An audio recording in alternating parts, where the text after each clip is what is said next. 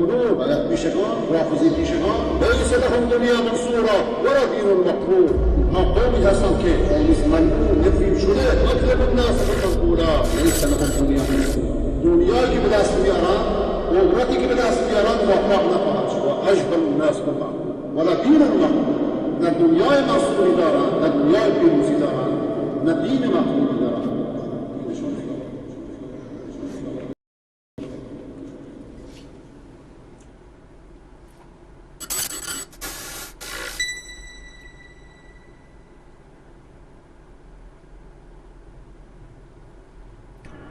عجب رسمیه رسم زمونه، قصه باد و برگ خزونه.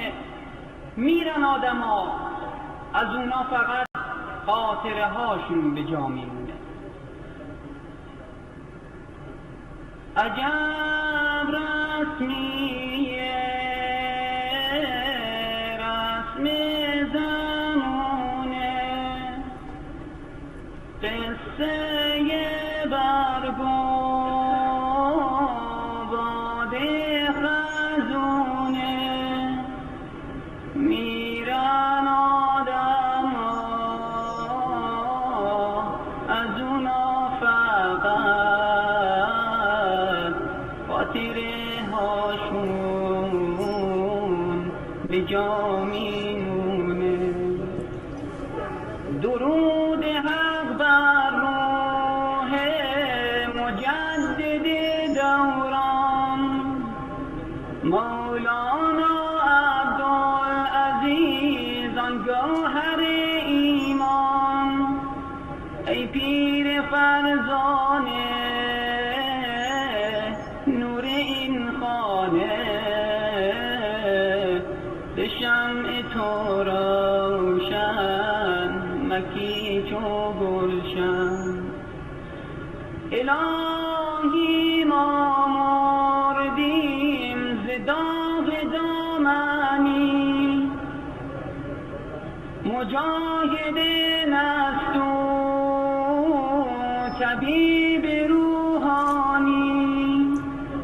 رنگها بشد زد دستوب شیرمرد، سوختیم خدایا از ناله بودن. دو کفتر خونین دو گوهر زرین، ضیایی و صیاد ارواحشان بادشاه. ز خون تو صیاد بندر شد آباد. تو ای ضیایی چشم و چراغی مایی. نو رفته از چشمان آن قطب کردستان، آن لاله و ریحان مولا احمدیان. در سوگ تو گرید ماه و هم خورشید، به یاد لاله دل بی قراره. میرم. بسم الله الرحمن الرحيم. إن الحمد لله نصلي ونسلم على رسول الله وعلى آله وصحبه ومن والاه. اللهم لك الحمد كما ينبغي لجلال وجهك ولعظيم سلطانك. اللهم لا نحصي ثناء عليك أنت كما أثنيت على نفسك. اللهم صل وسلم وأنعم وبارك على سيدنا وحبيبنا ونبينا وشفيعنا وقرة عيننا محمد وعلى آله الطيبين الطاهرين وعلى أصحابه نجوم الهدى الغر الميامين، أمناء دعوته وقادة ألويته ووزراء دولته وأوصياؤه في أمته رضي الله عنهم ورضوا عنه، وعلى من اتبعهم بإحسان إلى يوم الدين. اللهم اجعلنا من المتبعين لهم بإحسان يا أكرم الأكرمين. اللهم نور قلوبنا بالعلم، وسهل أخلاقنا بالحلم، واجعلنا ممن يستمعون القول فيتبعون أحسنه.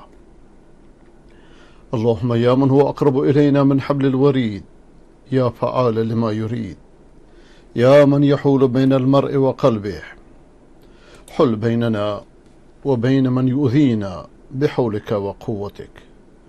إنا نجعلك في نحورهم ونعوذ بك من شرورهم. رب اشرح لي صدري ويسر لي أمري واحلل عقدة من لسانی یفقهوا قولی. با حمد و سپاس و ستایش بی حد بر خداوند متعال و با درود بی پایان بر محمد مصطفی علیه السلام و علی آله و صحبه الکرام. و با عرض سلام و ادب به شما بینندگان ارجمند در سراسر گیتی از مؤمنان و صالحان و حقجویان و منصفان، و با عرض معذرت از اینکه دیشب به خاطر اشکال فنی بزرگی که در سراسر دنیا وجود آمده بود نتونستیم برنامه اجرا کنیم. و از خداوند متعال تقاضا دارم که در این ساعاتی را که در خدمتتون هستم، آنچه را که برای اصلاح قلوب و افکار و رفتار و گفتار و کردار و خانواده و جامعه و اصلاح دنیا و آخرت من شما مفید است، خداوند آن را به لطف و مرحمت خودش بر قلب و فکر و زبان بنده جاری نماید. و شما سروران ارجمند را و شما برادران و خواهران محترم را و شما فرزندان عزیز را از کسانی قرار بدهد که سخن را به خوبی میشنوند و بهترینش را برمیگزینند. بهترین سخن همچنان که رسول اکرم علیه السلام و علی آله و صحبه الکرام میفرمایند سخن خداوند است، و بهترین شرح و تفسیر نبوی. و خدا را شاکرم که به من شما توفیق داده که برگرد بهترین سخن که علاج دل هاست، علاج افکار، علاج دنیا و آخرت، زانوی ادب بزنیم تا از فرامینش، از راهنمایی هایش، از نورش، از هدایتش، از خورشید معنویتش برای اصلاح قلوب و افکار و رفتار و اعمال و کردار خود و اصلاح دنیا و آخرت خود ازش سود ببریم. این کتاب چراغ هستی است، راهنمای هستی است. و با تشکر از این که ما را مهمان خانه‌های خودتون قرار داده اید، که از خداوند متعال تقاضا دارم که خانه‌های ما و شما را با نور علم و عمل منور بسازد و از ظلمت و تاریکی کفر و شرک و بیدینی و بددینی و خرافه و هر آنچه از خرافاتی که به نام امامت و ضلالت در حوزه های شرکیه امام تراشان هست، افکار و جامعه ما و شما را خداوند از آن پاک و مبرا نگه دارد. هرچه پلیدی های شرک است، خداوند هم قلوب و افکار و هم جامعه ما را از آن پاک کند، و هرچه پاکی توحید است آن را جایگزین نماید. و این کار ممکن نیست مگر به سراغ قرآن رفتن، به سراغ فهمیدن این کتاب، به سراغ عمل کردن به این کتاب. در شرح بهترین سخن رسیدیم به آیه شریفه 9 از سوره یوسف علیه ولا نبینا السلام. تلاوتش را بشنویم، بعد از اون تفسیرش را انشاءالله.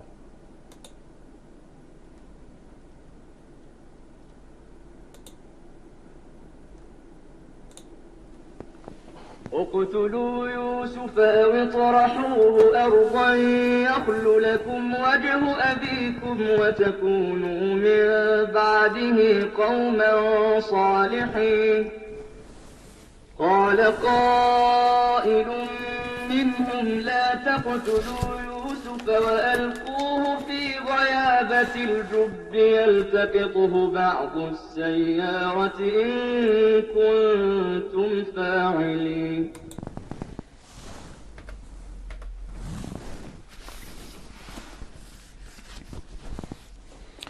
اول ترجمه شعری. به باید یوسف بریزیم خون، چه گناهی کرده. ببینی که حسد چیکار میکنه، برداشت بد و فهم نادرست چیکار میکنه، رقابت نادرست چیکار میکنه. اینا پیغمبرزادگانند چنین کردند، بقیه حساب خودشونو دارند و جای خودشونو. به باید یوسف بریزیم خون، نماییم از این شهر او را برون. که یعقوب چون از پسر دور شد، نماییم او را طرفدار خود. یعنی در مقابل عمل انجام شده قرارش میدیم. فرزند بر علیه پدر توطئه بچینه، این خصلت انسان هاست و این دنیا میدان جنگ حق و باطله. که یعقوب چون از پسر دور شد، نماییم او را طرفدار خود. پس از آن بگردیم پرهیزکار، بخواهیم شد صالح و راستکار. هیهات. از ایشان یکی گفت آنگه سخن، یکی وجدانش بیدارتر بود. از ایشان یکی گفت آنگه سخن، که خونش مریزید اخوان من، که خونش مریزید اخوان من. شما راست گرسو و قصدی به سر، که بر او رسانید شر و ضرر. گذارید او را در اعماق چاه، بیابد ورا کاروانی ز راه. بازیگران و هنرپیشگان امامت و ضلالت این آیه رو مثل همه قرآن چپه معنا کردند. چون یوسف رو در چاه انداختن، پس امامی که امام کوران و کرانه به نام امام زمان گذاشتن تو چاه سرداب ضلالت. عبدالآباد سرداب ضلالت یک کرم هم نیست، امام که به جای خودش باشه. با این قیاس های مع الفارق و با این دجالگری ها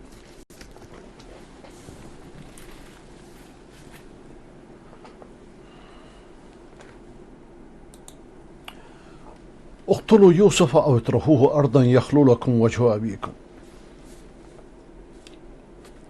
کشتن، خونریزی، ریختن خون معصوم اوج شرارته، بالاترین گناه بعد از شرک.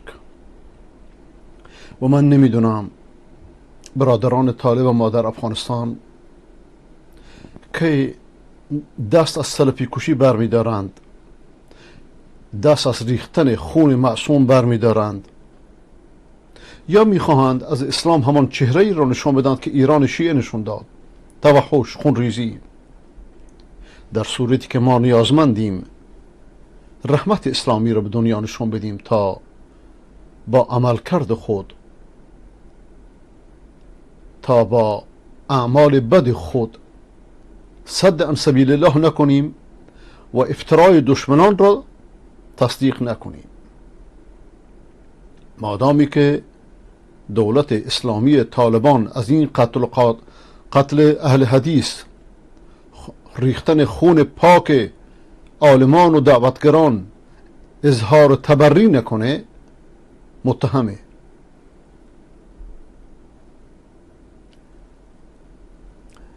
قتل و کشتار اوج شرارته.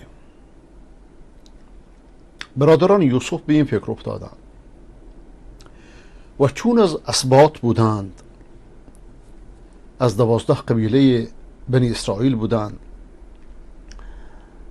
یکیشون وجدانش بیدار شد، یک درجه از شرارت اومد پایین. او اطرحوه ارضا، یا اونو در یه زمینی دور کنید، تبعیدش کنید. اینجا یه بوی این میده که گویا که از گناه قتل میترسیدند، مثل خوارج و روافض ریختن خون پاک را حلال نمیدانستند. یه درجه آمدن پایین. چرا این کار کردن؟ بی این گمان همه کار چرا پدر ما او رو بیشتر دوست داره. مال پدر دستتونه، اموالش، همه زندگیش، پدر پیر شده، با این کودک خردسالی که ماهرخه و زیرک و پدر آثار نبوت را درش میبینه، اونس میگیره. به شما چه ضرری میرسونه؟ شما هم بچه بودی اینجوری با شما دوستی میکرد. لیکن کدوم بچه که یادش بیاد؟ کدوم انسان که یادش بیاد که من بچه بودم پدر مادرم اینجوری با من محبت میکردن، عاشق من بودن؟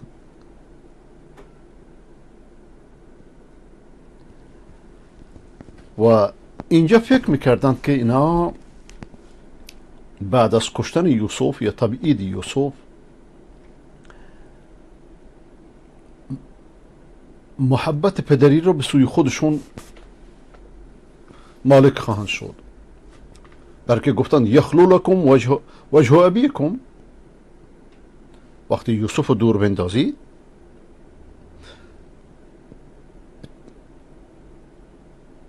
پدر جز شما رو نخواهد دید. وجه یعنی چی؟ وجه آنچه که مواجهه باش صورت میگیره، رو در رویی. و شما محبت، مهربانی، دوستی همه در صورت ظاهر میشه. حالات انسان، فعل انفعالات درونیش همش در صورت ظاهر میشه. یخلو لکم وجه ابیکم یعنی دیگه بین شما و بین پدرتون دیگه مانعی وجود نخواهد داشت، دیگه رقیبی وجود نخواهد داشت. و اینجا که میفرماد که وتکونوا من بعده قوما صالحین، بعد از اون قوم نیکی خواهید بود. این وسوسه شیطانی بزرگی است. یک جرم بزرگ انجام بدید که بعدا صالح میشید.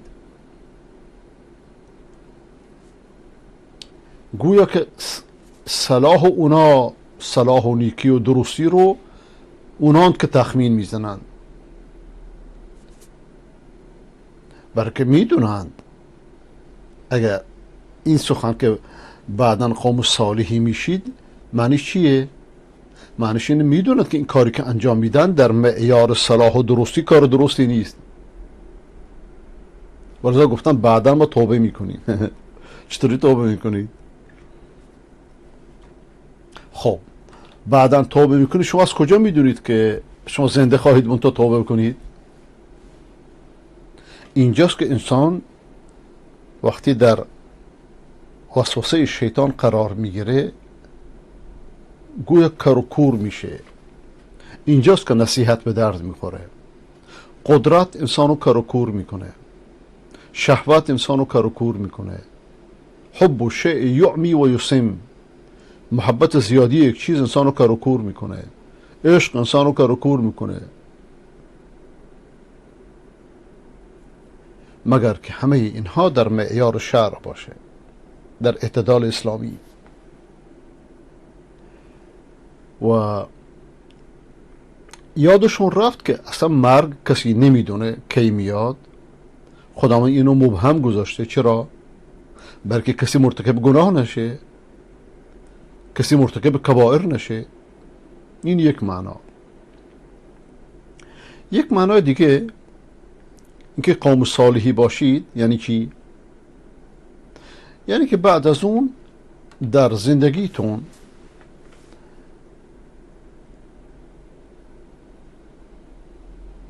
کدورتی نخواهید داشت.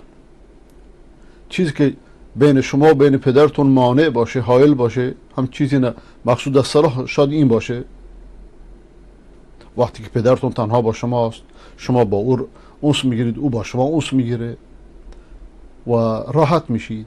این معنای دوم. یا معنای سومی که قوم صالحی باشید یعنی چی؟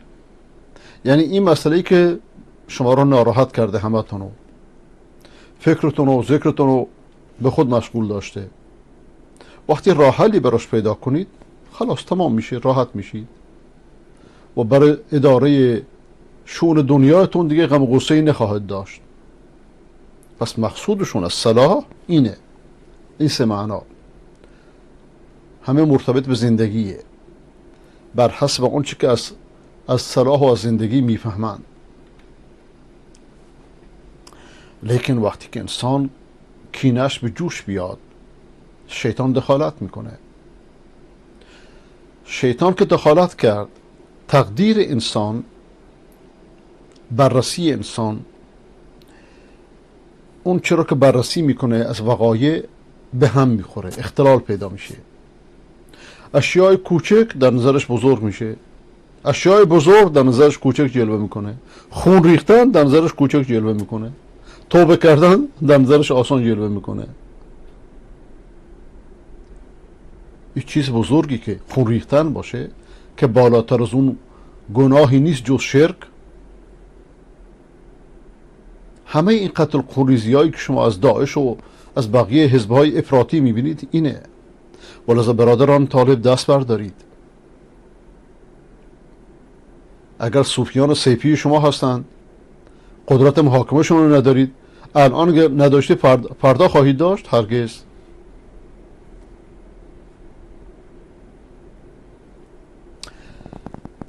اینجا یه جوانی، کودکی میخواد خونشو بریزن به نام یوسف، نمیتونه از خودش دفاع کنه، برادرشونه.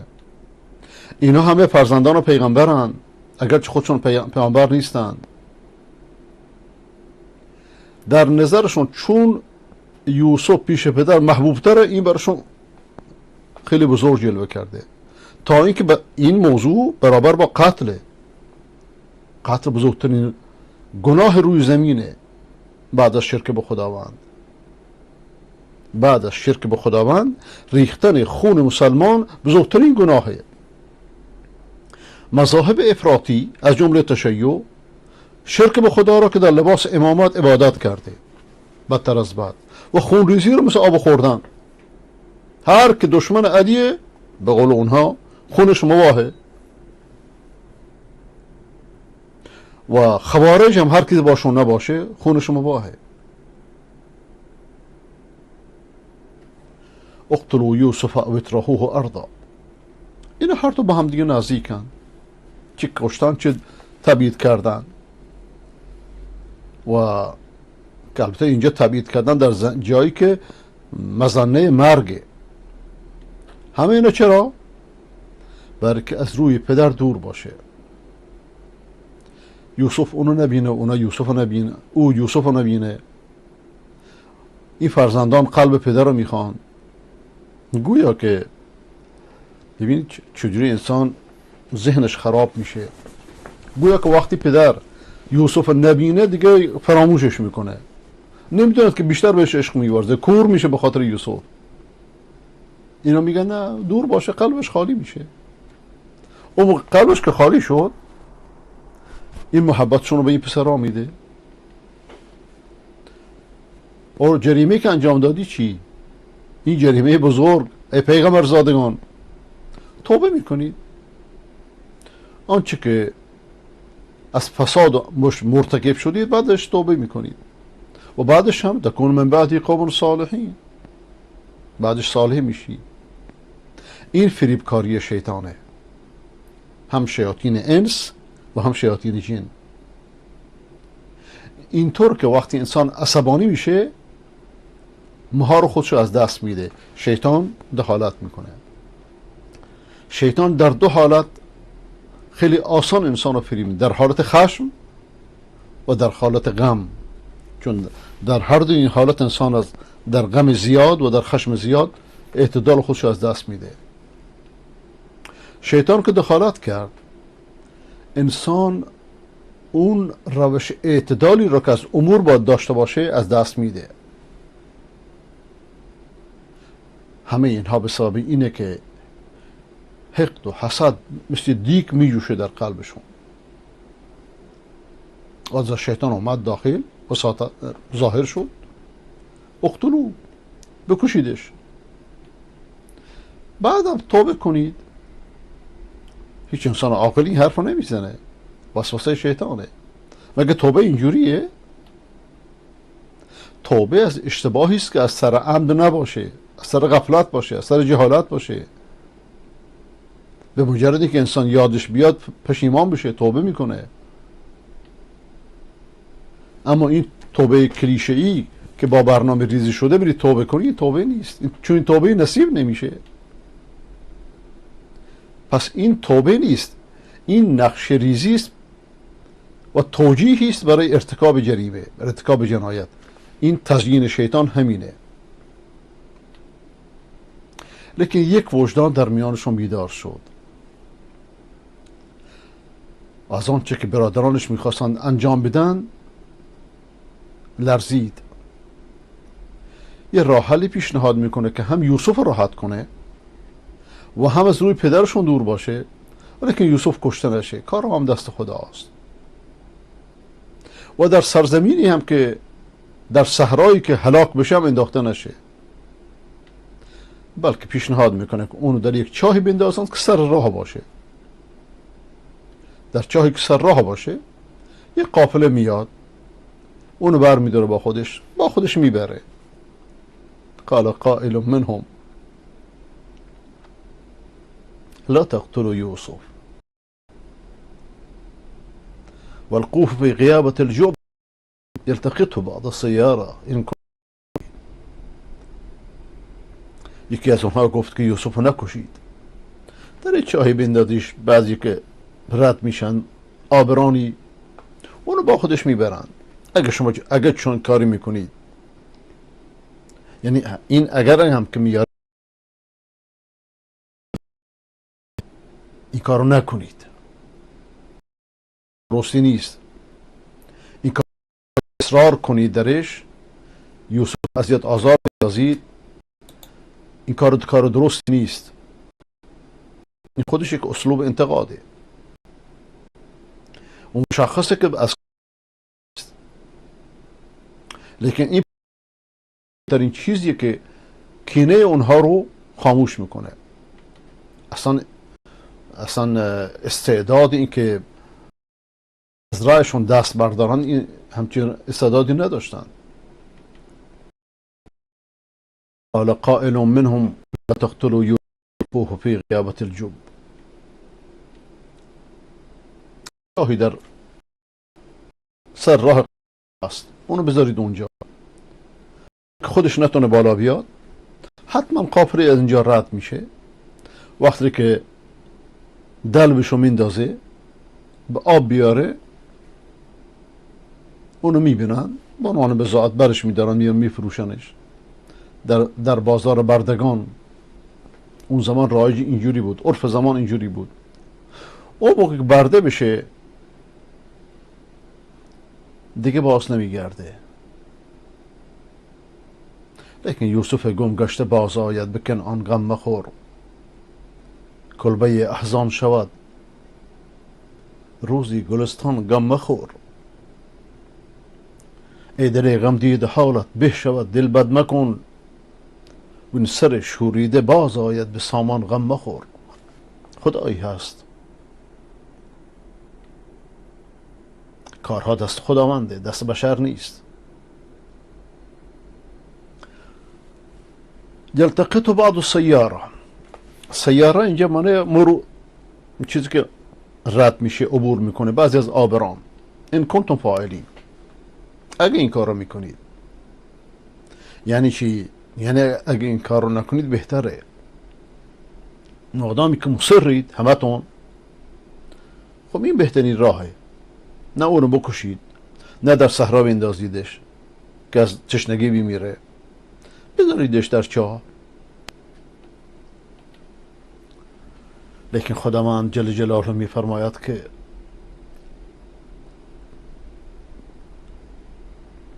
والله غالب على امره ولكن اکثر الناس لا يعلمون. خداوند بر امرش غلبه داره. امر دست خداونده. صاحب امر خداونده. صاحب امر خداونده، نه بچه قرتی که به نام امام کوران و کران درست کردن. ولكن اکثر الناس لا يعلمون. اکثر مردم نمیدونن. ولذا وقتی خدا با شماست کیست که با شما نیست؟ اذا كان الله معك فمن عليك. ولیکن وقتی خدا بر علیه شما باشه کیست که با شماست؟ ما من مخلوق يعتصم بي من دون خلقي اعرف ذلك من نیته. هیچ مخلوقی نیست به من چنگ میزنه به غیر مخلوقاتم. یعنی چی؟ یعنی خداوند میخواد به امام کوران و کران و به امام زاده ها و به شهدا و به صالحین چنگ نزنید. بقیه رو دوست داشته باش، اما اعتمادت قلب باشه. پیامبر بلد نبود بگه 4 تا آخوند مشرک فریبکار برده. ما من مخلوق يعتصم بي من دون خلقي اعرف ذلك من نیته. هیچ انسانی نیست، هیچ مخلوق نیست که به من چنگ میزنه به غیر از مخلوقاتم. یعنی مخلوقاتم چنگ نمیزنه، سر قبرها نمیره، سر بتخانه ها نمیره، پیش مرده ها نمیره، پیش پیر و پاتال و امام و امامزاده و کوفت و زهرمار نمیره.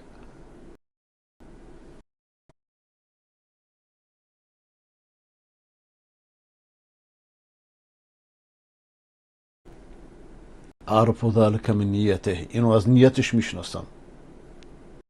فتكيده اهل السماوات والارض الا جعلت له من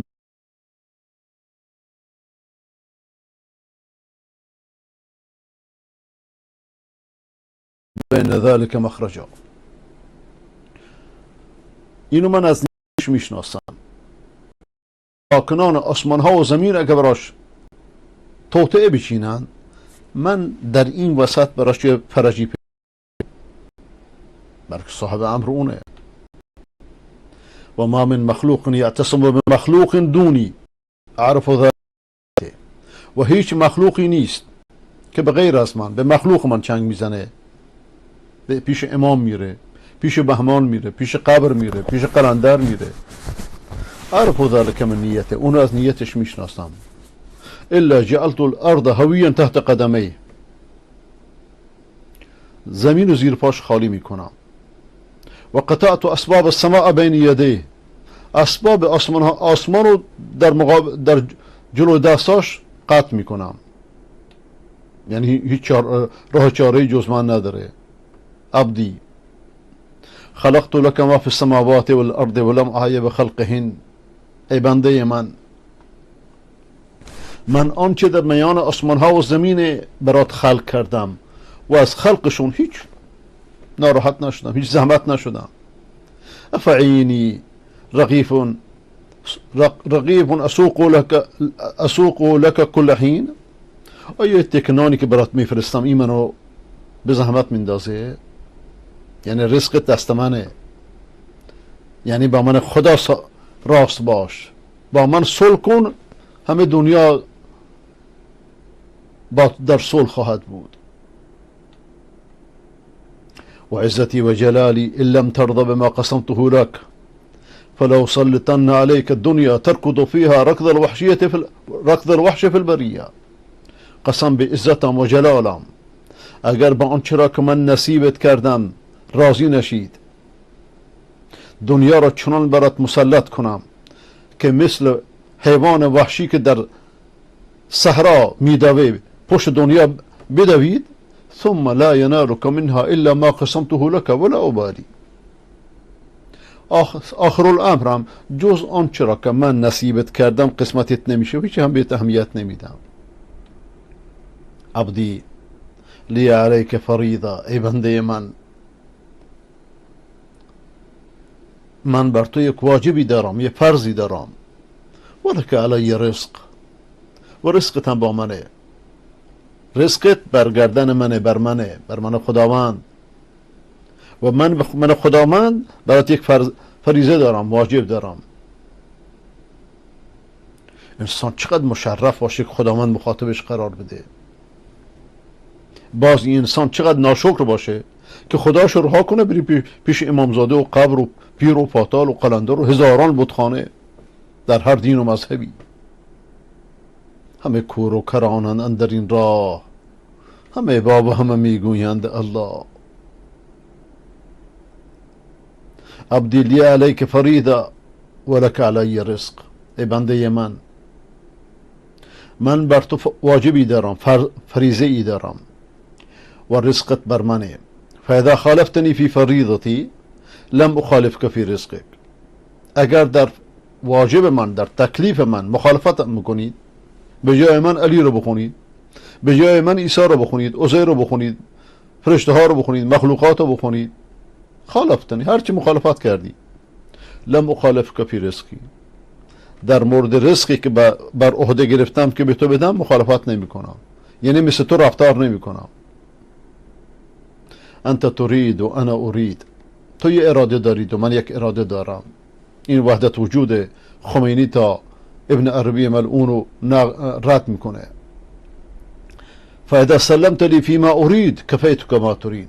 اگر تسلیم اراده من باشید، من در آنچه که میخواهید کفایتت میکنم. و لم تسلم لی فیما ارید اتعبتک ما ترید ثم لا یکون الا ما ارید.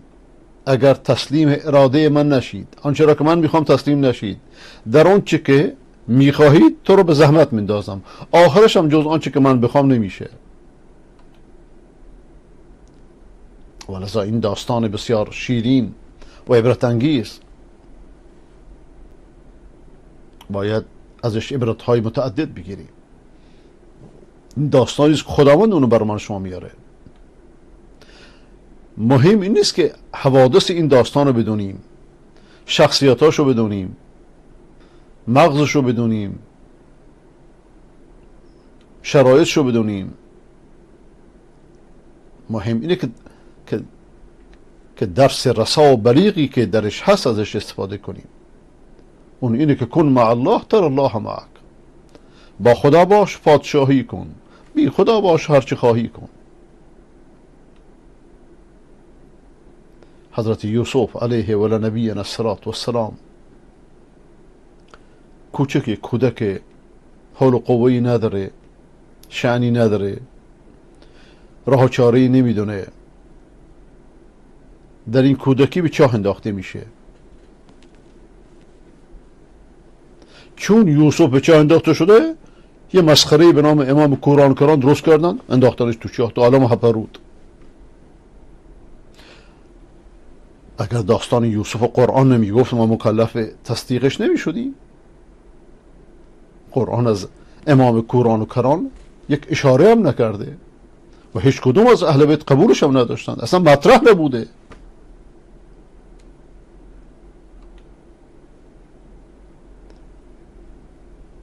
این کودک معصوم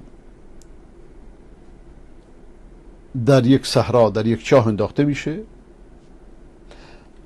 آبران میان دلوشون رو میندازن تا میبینش که یا بشرا هذا الغلام، چه مژده، یک کودک مهروخ از چاه میاد بیرون. ولی اونا دیگه سینه نزدن، زنجیر نزدن، اون انصاریه اینجا افتاده برش داشتن و شاه مصر هم اونو خرید. همینی که تو چاه انداختنش که از روح پدر دورش کنن، رفت پادشاه مصر شد.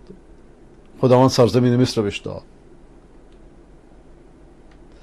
پادشاه مصر وقتی خواب دید، خوابشو تعبیر کرد. خودش به درجه نخست وزیری به اصطلاح رسید. برادرانی که بهش حسد ورزیدند کجان؟ همه به صف وایستادن تا یک کیلو 2 کیلو گندم بهشون بده در قحط سالی. با خدا باش پادشاهی کن، بی خدا باش هر چی خواهی کن.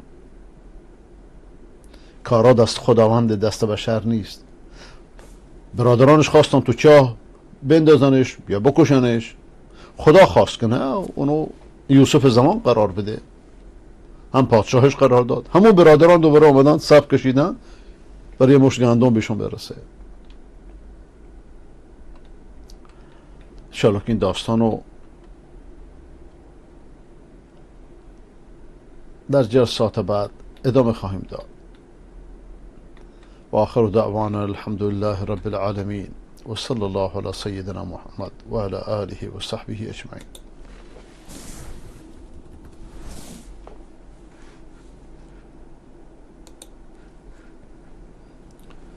بریم سراغ کلیپ ها.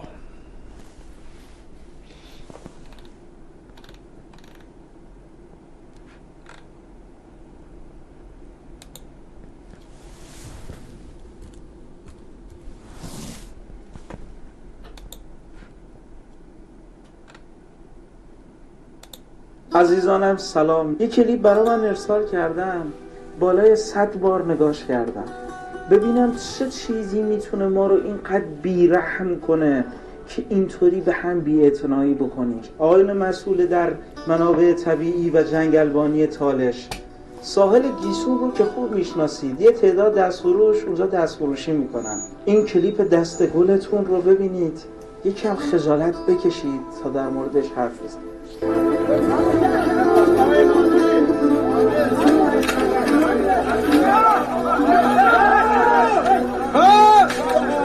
یه پیرمرد همسن باباتونه، نگاه به سنش کنید، نگاه به ریشش کنید، نگاه به سرش کنید.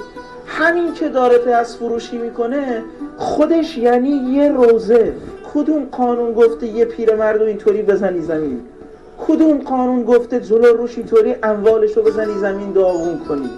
کدوم قانونی به شما گفته که اینطوری با مردم خودتون برخورد کنی؟ نمیتونی خودتو کنترل کنی، چرا سوزنت رو نمیزنی؟ تمامی علائمی ما توی کلیپ میبینیم هاری اسمشه. آقا سوزن استفاده کن. بابا طرف با این سنش باید الان یه گوشه نشسته باشه، نه اینکه دست فروشی کنه بعد شما اموالش رو اینطوری زمین بزنید. و من این کلیپ رو چند بار دیدم، همه فقط زدن شما رو میبینن، ولی من توی این کلیپ یه صحنه هم دیدم که خدا چطوری در جا جوابتو داد. مثل این صحنه راحت ازش نگذر.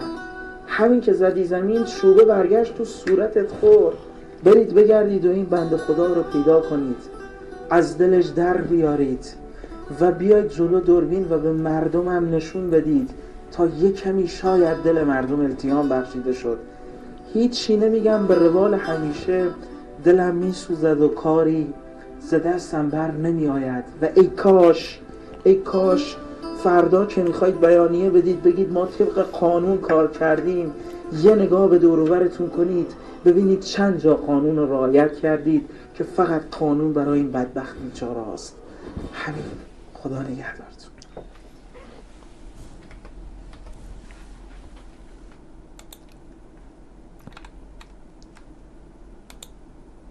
اسلام دین تقدسگرایی نیست. مولوی ها و علما حق ندارن و آخوندها مردم رو در جهل و بیسوادی قرار بدن که ازشون پیروی بکنن و بر اونها مسلط باشن. ما باید دین خدا اون طوری که هست به خاطر خدا یاد مردم بدیم. حتی اگه مردم دین خدا رو یاد گرفتن احترام ما نکردن اشکالی نداره. اجازه ندید کسی دستش رو برسه. در هر جایگاهی که هستیم، هر شیخی که هستیم، ما وظیفه داریم که بندگان خدا رو به خدا وصل بکنیم، نه به خودمون. قرار نشده ما خدای دیگر بشیم. احترام و محبت جای خودش. اما تقدسگرایی در اسلام سبب استبداد دینی و مذهبی میشه. مرید و مراد درست میشه. دین تعطیل میشه. خرافات در جامعه که زیاد میشه.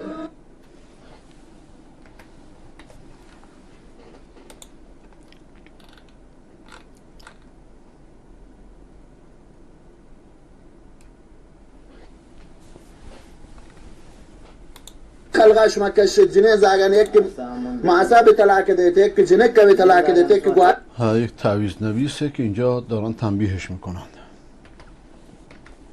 عربی طلاق دیته ها مس کننده گوشت گوشت خوش کش گوشت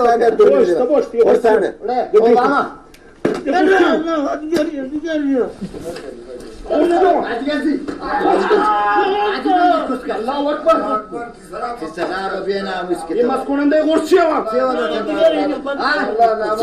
قرص میارن مردم رو بیهوش میکنن با این قرص ها و عمل منافی افت انجام میدن. نه دواره خلقه گوشت نه تبوش تا دواره خلقه شی که دا بیایت نیا من شما رو به طلاق کردین و پشما زنها رو میاری اینجا که طلاقشون بدی بعد قرص بهشون بدید. مرد پولدار جوره کنی ها یکی برد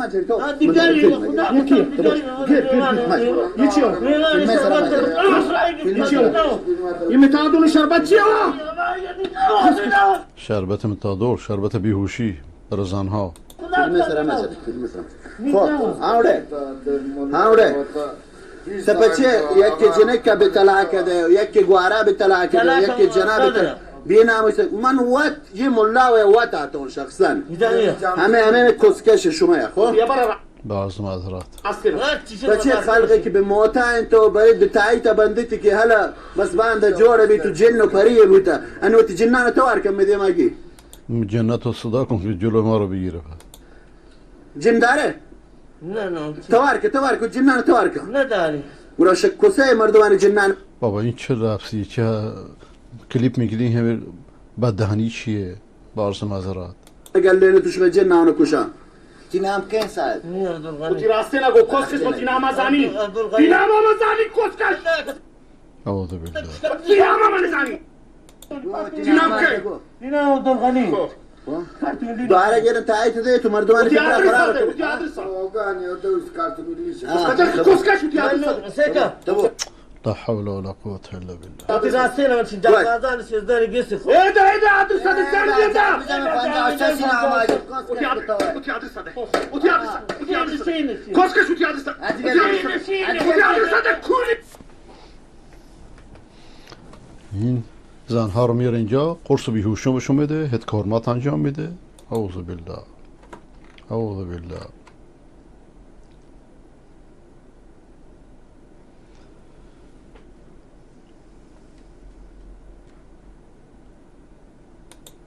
کسی که از شیخ هیبت الله سبیل المؤمنین سے بیعت نمیکنه. معیار مسلمانی مردم افغانستان بیعت با هیبت الله هست. این حرف اینطوری درست نیست. ببینیم چی میگه. ومن خرج من الجماعة قيد شبر فقد خلع رقة الإسلام من عنقه إلا أن يراجع. کسی که از صف مسلمین از جماعه مسلمین یک لیش دور میشه یک بلس و از اسلام بیرون است. کسی که شیخ هیبت الله سے بیعت نمیکنه، کسی که شیخ هیبت الله را معتقد نیست، به سنگر ما عقیده نداره، اگر که نماز روزه نماز بخوانه ولی او را مسلمان خطاب کرده نمیشه. نه این طرز تفکر خوارجه، تفکر درستی نیست. لیکن این موضوع رو در شمال گفته، در اون لحظه برای که یه فتنه بزرگ به پا میشد میشه توجیهش کرد. لیکن این حرف به طور مطلق هر کسی سنگر شما رو قبول نداره مسلمان نیست، این حرف خوارجه، حرف اهل سنت نیست. سعد بن عباده تا آخرین لحظه به حضرت ابوبکر بیعت نکرد، مسلمان نشد، گفت که شما کافری. کسی که از شیخ هیبت الله سبیل المؤمنین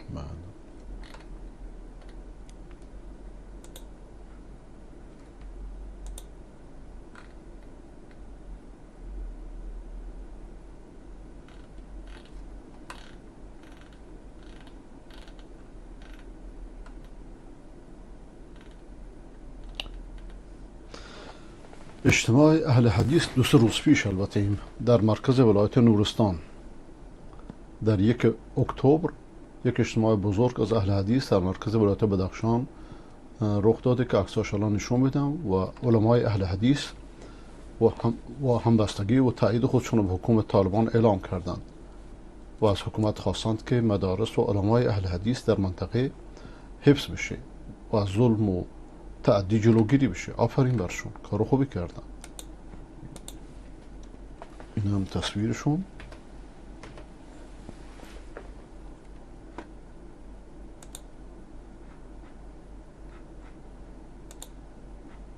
این هم تصویرشون در 1 اکتبر. این هم تصویرشون. عزیزانم سلام. یک کلیپ برای من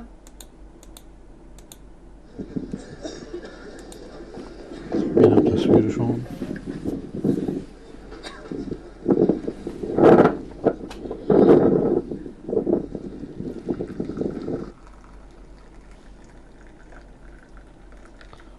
اون چی که قابل فهم نیست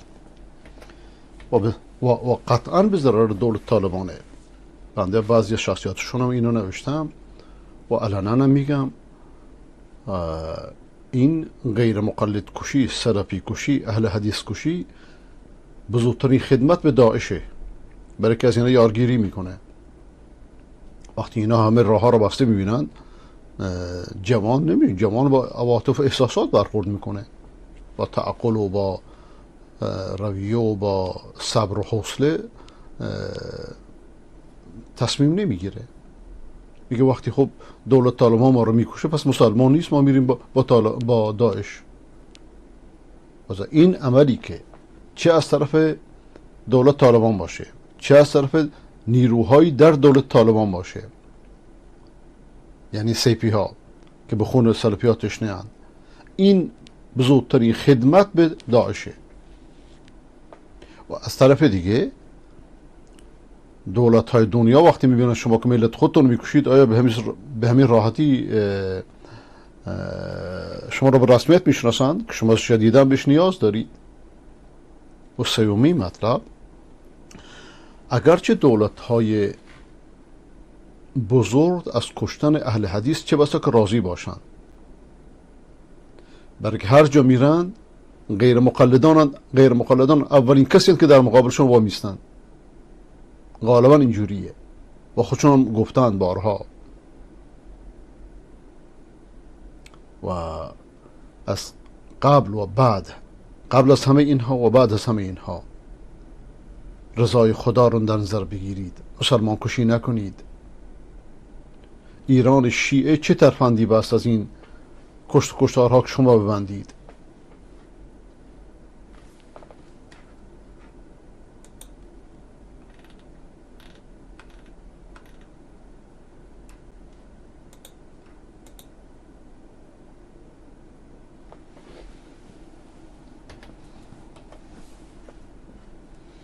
باز هم تصویر.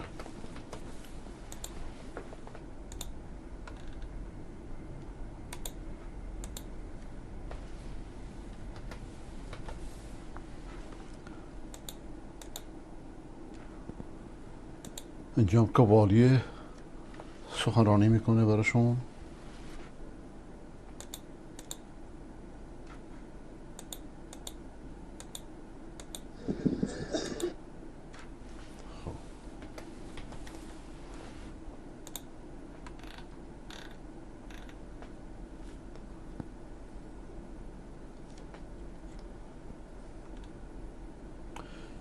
یکی از دوستانمون اینجا از دعوتگران استاد حامد نوری مادرشون فوت کرده و یکی از همشهریان ارجمندمون هم آقای علی ارجمندی مادرشون فوت کرده. خداوند هر دو رو رحمت کنه و بر تقاضای دعا کردن. و مادر آقای ارجمندی همیشه دعا میکرد که خدای من رو اونقدر نگه دار که پسر من زندان آزاد بشه، او رو ببینم، بعد به سفر آخرت برم. خداوند دعاش پذیرفته. بعد از اینکه پسرش آزاد میشه 10 روز بعد دارپانی رو وداع میکنه. خدا رحمتش کنه.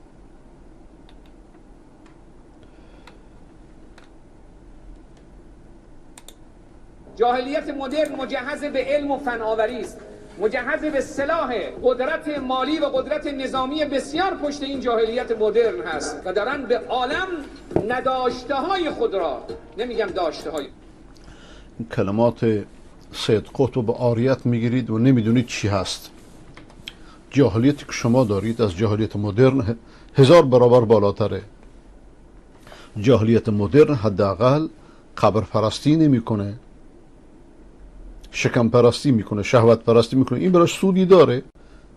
اما قبر پرستی و امام پرستی و امامزاده پرستی و موهوم پرستی که شما 1000 سال انجام میدید، دیگه شما حق ندارید. به چلو صافی حق نداره به آفتابه بگه 2 سوراخه،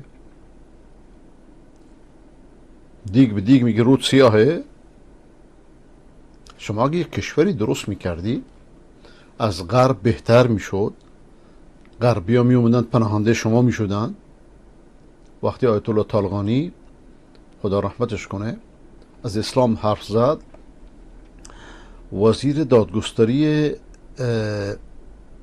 کارتر، فکر کنم رمزی کلارک بود، گفت اگر اسلام اینه که شما میگید بیایید ما رو نجات بدید. دقت میکنی؟ چند روزی بیشتر نگذشت که طالقانی مسموم شد یا کشته شد از دست شما و امثال درندگانی امثال شما ها. نداشته های خود را به عالم حق نمیکنه. به به، گویا آقای 6 کلاسی بعد از کسب دکترای 1 روزه از کلمات سنگین استفاده میکنن. جاهلیت مدرن با علم و فناوری و سلاح نداشته هاشو حق نمیکنه. چون ما سواد آقای رئیسی رو نداریم که بدونیم حقنه یعنی چی، سری به فرهنگ لغت میزنیم. حقنه داروی مایعیه که از طریق مقعد داخل روده ها میکنن. فارسی اون میشه اماله، داخل کردن داروی مایع به وسیله آلت مخصوص از راه مقعد. نمیگم داشته های خود را، نداشته های خود را به عالم حق نمیکنه. در واقع آقای رئیسی گفته جاهلیت مدرن با فناوری و سلاح میخواد نداشته هاشو با آلتی مخصوص به مقعد ایشون و عالم فرو کنه.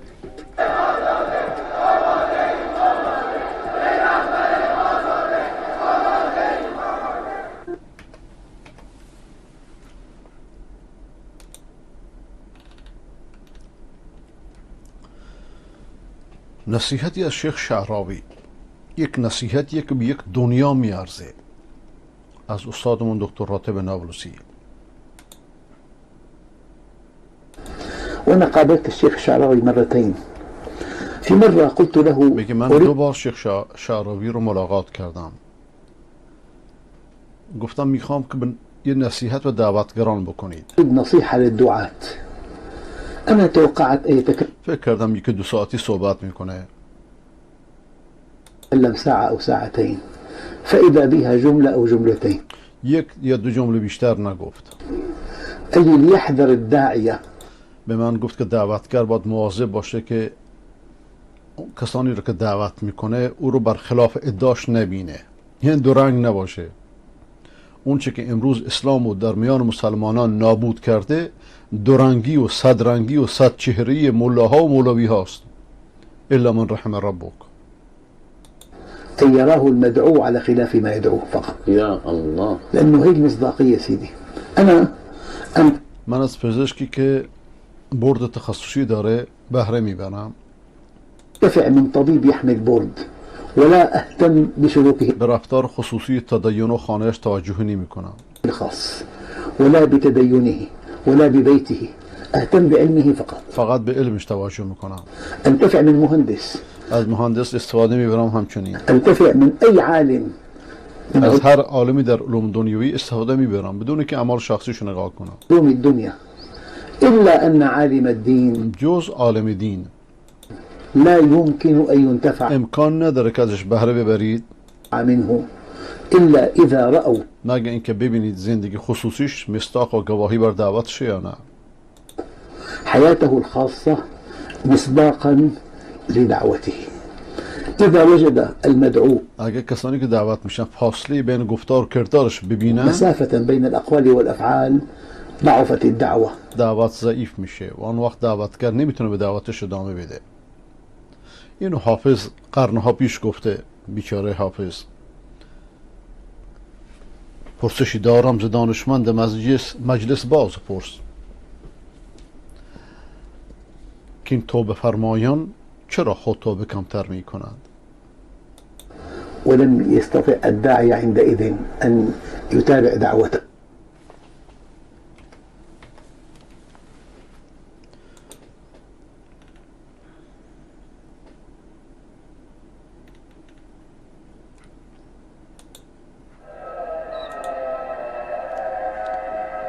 اینجا شعارهاییست از اهل حدیث که افراط و غلو محکوم میکنه. سلفی اعتدال بین افراط و تفریط، بین افراط خوارج و تفریط لایک ها مثلا یا بیدین ها.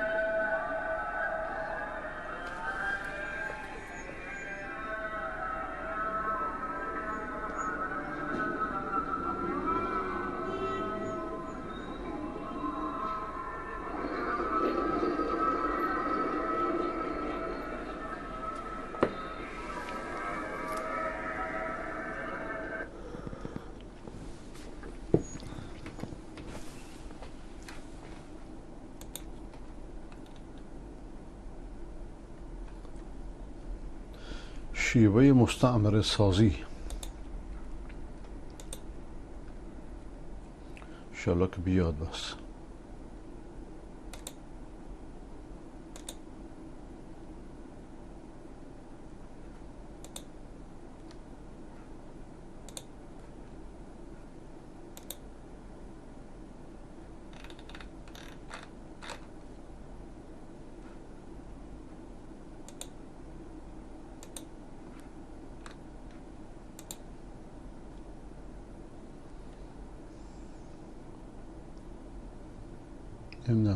سالهاست چین از روشی استفاده میکنه که بهش میگن، درست یا غلط بهش میگن استعمار جدید.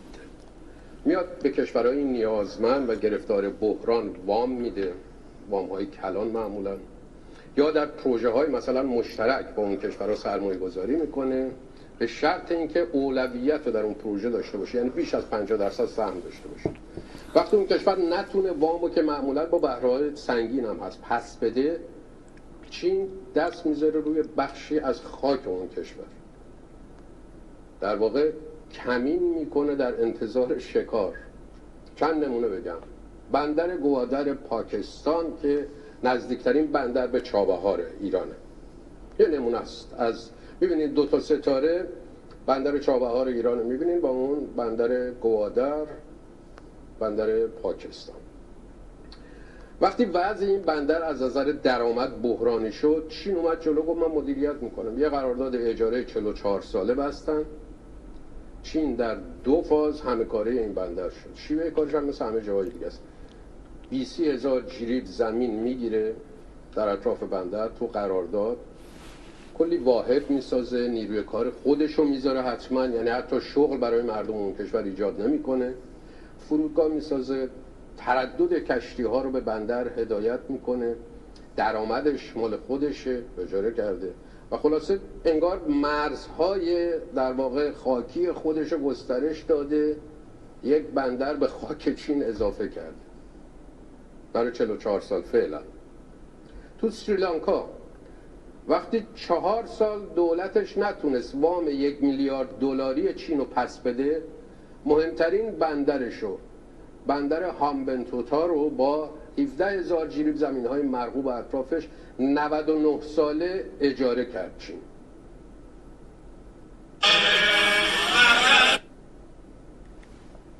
یعنی فعلا 99 ساله. خب در حالی که پکن یه نمونه دیگه، مالدیو را مانند سریلانکا نمونه موفق از عملکرد ابتکار کمربند و جاده خود، همون راه ابریشم جدید، تبلیغ کرده، دولت جدید و رنجیده خاطر مالدیو در حال تعیین میزان و دامنه گرفتاری خود با بدهی‌ها به چین است که به گفته سفیر چین در مالدیو بالغ بر بیش از 3 میلیارد دلار است، در حالی که در دفاتر و حساب‌های رسمی مالدیو 1 میلیارد و 300 میلیون دلار ثبت شده است. مقاله منتشر شده در همین اسفند ماه گذشته درباره حله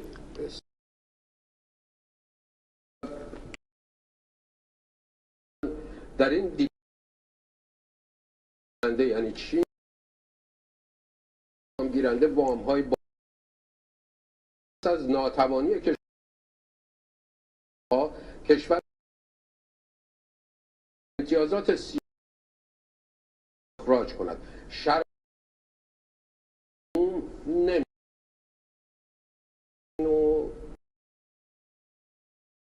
یکی از نکات که 25 ساله یک خیلی چیزاش به اطلاع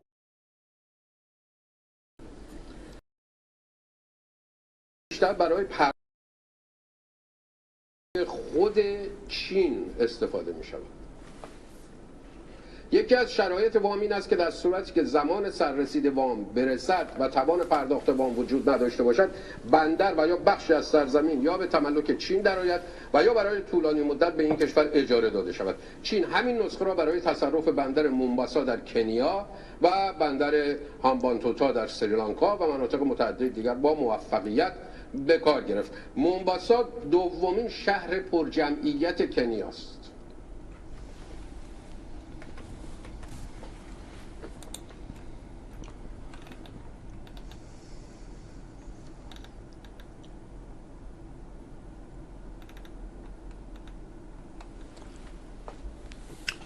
خبر بازداشت جدید.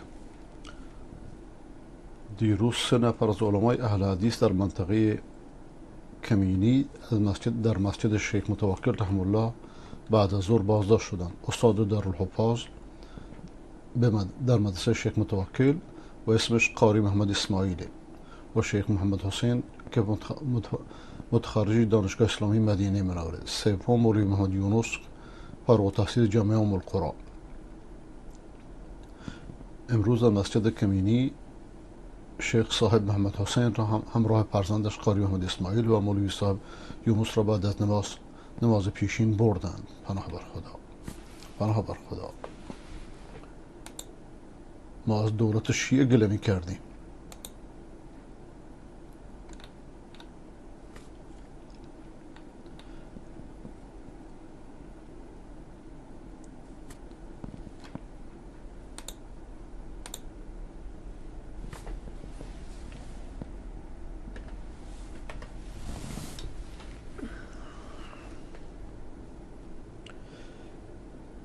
قدر الله ما شاء فعل. مولوی صاحب محمد حسین خطیب مسجد کمپنی، پسرش قاری صاحب محمد اسماعیل امام و استاد تحفیظ در مسجد استاد محمد یونس مریانی. اینها را کسانی که به نام سربازان امارات آمده و شیخ متوکل رحمه الله را با خود برده بودند، دیروز بعد از نماز ظهر با خود بردند. از دعای نیکتون ایشان را فراموش نکنید. پناه بر خدا.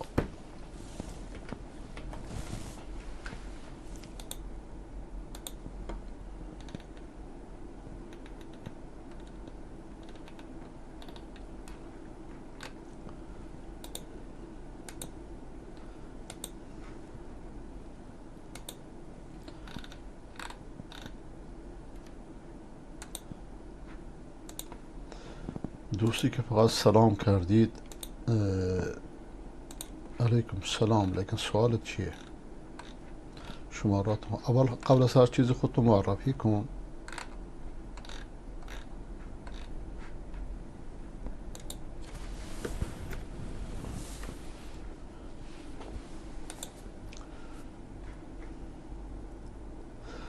آیا در وقت طهارت کردن سر را با یک دست مسح کردن جایزه؟ خلاف سنته.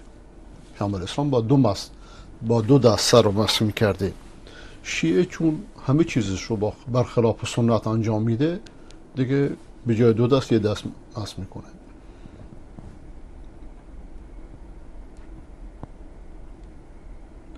جناب عالی، آیا کلمه درستیه؟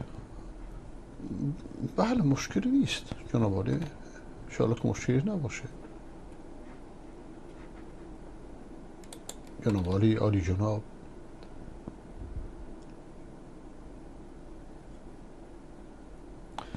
شما گفتید که همت بلند دار که مردان روزگار از همت بلند به جایی رسیدند. بله، این بنده این سخنان نفهمیدم کلمه همت چه معنی داره. همت کلمه فارسیه دیگه، نمیدونم چطوری معناش کنم. یعنی ضعیف نباش، بی همت نباش، نزدیک نگر نباش، دور نگر باش. هیچ کدوم اینا دقیقا معنی بلند همتی نیست. بلند همتی اینه که از هیچ چیزی نترس، برو جلو. دقت میکنید؟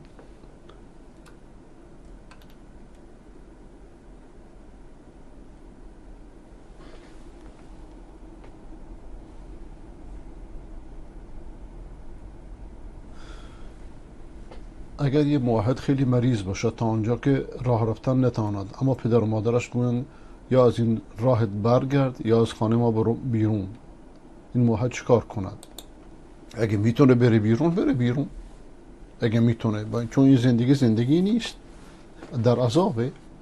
اگر نمیتونه، بهترین راه اینه که بره تحصیلشو ادامه بده، بره در یه مدرسه دینی مثل لاهور مثلا درس بخونه. آیا در خانه پدر و مادری که در عقیده شیعه هستند و یا در خانه برادری که در عقیده شیعه هستند زندگی کردن جایزه؟ زندگی کردن جایزه، ولی چون زندگی جهنمه وقتی با هم دیگه مخالفن در همه چیز.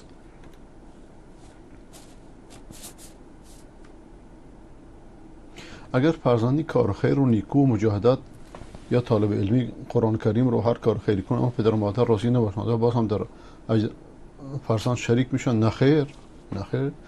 برعکس، راضی نباشند گناه کردن. فرزندشون که در راه خیره براش مشکل بتراشن، تازه گناه هم کردن. آیا پدر و مادر شیعه احسان و خدمت کردن جایزه؟ بله، خدمت کردن و پدر و مادر کافر هم جایزه. مهم اینه که در کفرشون در شرکشون شریک نباشه، اما هر چقدر میتونه خدمت کنه خوبه. آره، نظافت من الایمان حدیثه، ولی در این لحظه در ذهنم نیست که حتما صحیح املا در ذهنم نیست در این لحظه. آیا حضرت ابراهیم در 96 سالگی فرزند دار شد؟ ذکر کردم بالای 90 بود. بله، آیا ما به خاطر احترام شخصی کوچکتر از خود را برادر یا آقا بگویم اشکالی نداره؟ نه خیر، اشکالی نداره.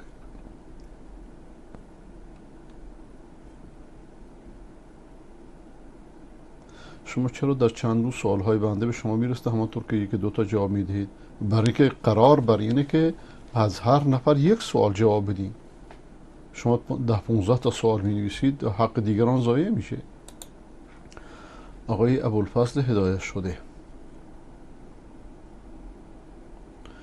چاهی که حضرت یوسف در داخلش انداختن الان موجوده؟ یه چیزهایی میگن، نمیدونم حقیقتش تا کجاست. باشه نباشه همچین ارجحیت افضلیتی نداره، ولی در تاریخی شاید باشه. اینو از آیت الله گوگل بپرسید جواب میده. آیت الله گوگل مثل آیت الله رافضی دروغ نمیگه. یعنی فوری میاره، هر چی در این مورد نوشته میاره.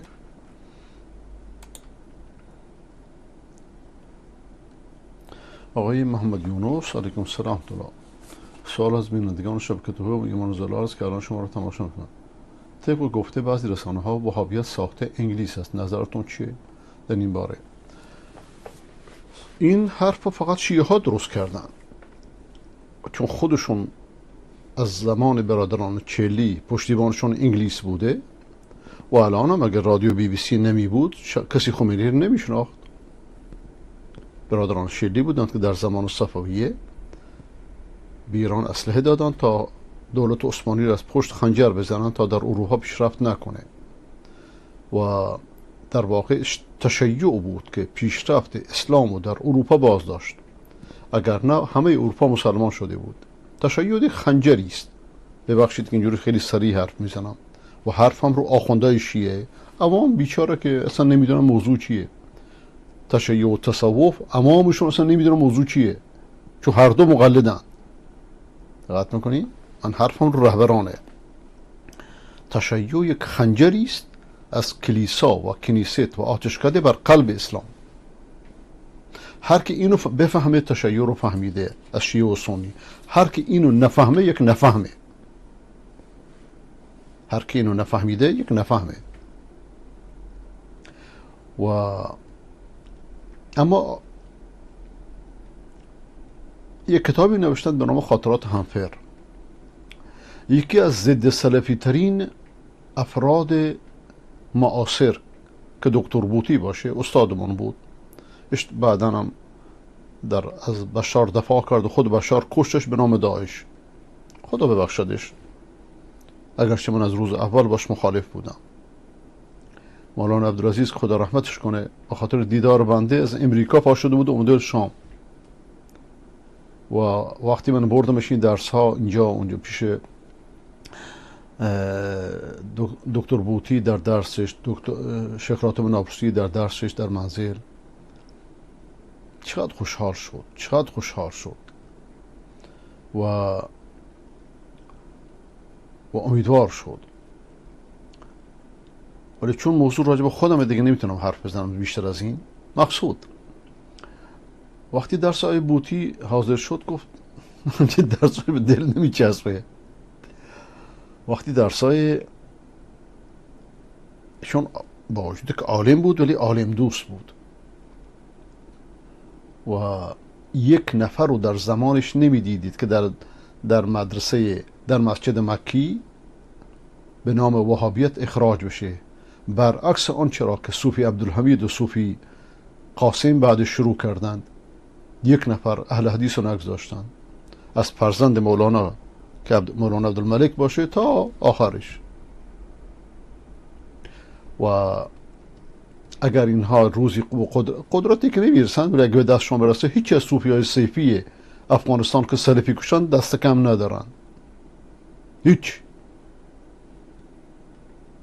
و تا زمانی که انسان خام سختگیری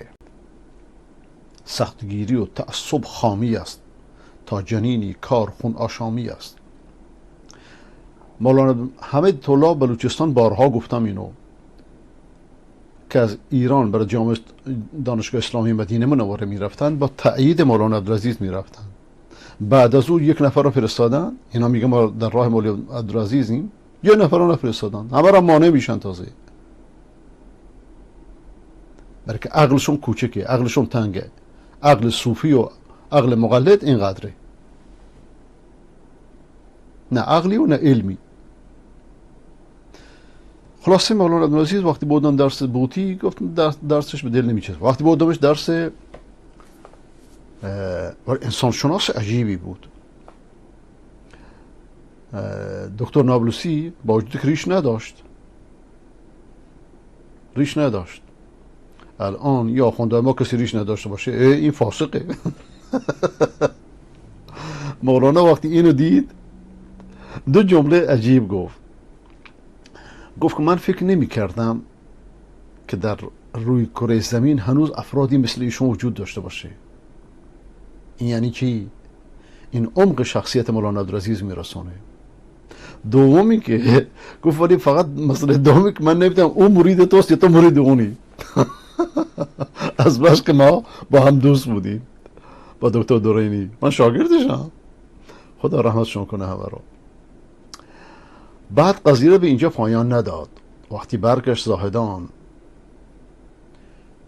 یه سخنرانی کرد. ایشون وقتی سخنرانی میکرد به قول دکتر سجادی، نمیدونم خود زنده یا خدا حفظش کنه، اگه فوت کرده خدا رحمتش کنه، میگفت وقتی مولانا عبدالعزیز حرف میزنه گویا که اولا این میکروفون بر او درست شده، ثانیا این منبر گویا که میلرزه میرقصه. چرا؟ چون از دل براید بر دل نشیند. و وقتی که زاهدان برگشت گفت که ما فکر میکردیم که ما ریشی ها خدمت دین میکنیم، ولی من در این سفر دریافتم در شام و در انگلستان و در امریکا که بی ریش ها از ما ریشی ها بیشتر خدمت دین میکنن. خب این اولا از قوه تغییر ایشون حرف میزنه که در این عمری حرف میزنه، بالا 60 مثلا. و بعد من بیاد جمله انداخت وقتی که در مدینه منوره درس یک استاد نشسته بودم که از عجوبه های دهر بود، شیخ محمد منتصر کتانی، مستشار ملک فیصل بود، مشاورش بود، در دوره دکترا تدریس میکرد، در حرمین هم تدریس میکرد. وقتی ما نشسته بودیم یه برادر افغانی راه شد، گفتم بشین. گفت چرا درس؟ ریشش کوتاه بود، اینقدر نه، کوتاه بود ریشش. گفت این ریشش کوتاهه، این فاسقه، چطوری اینجا درس میده؟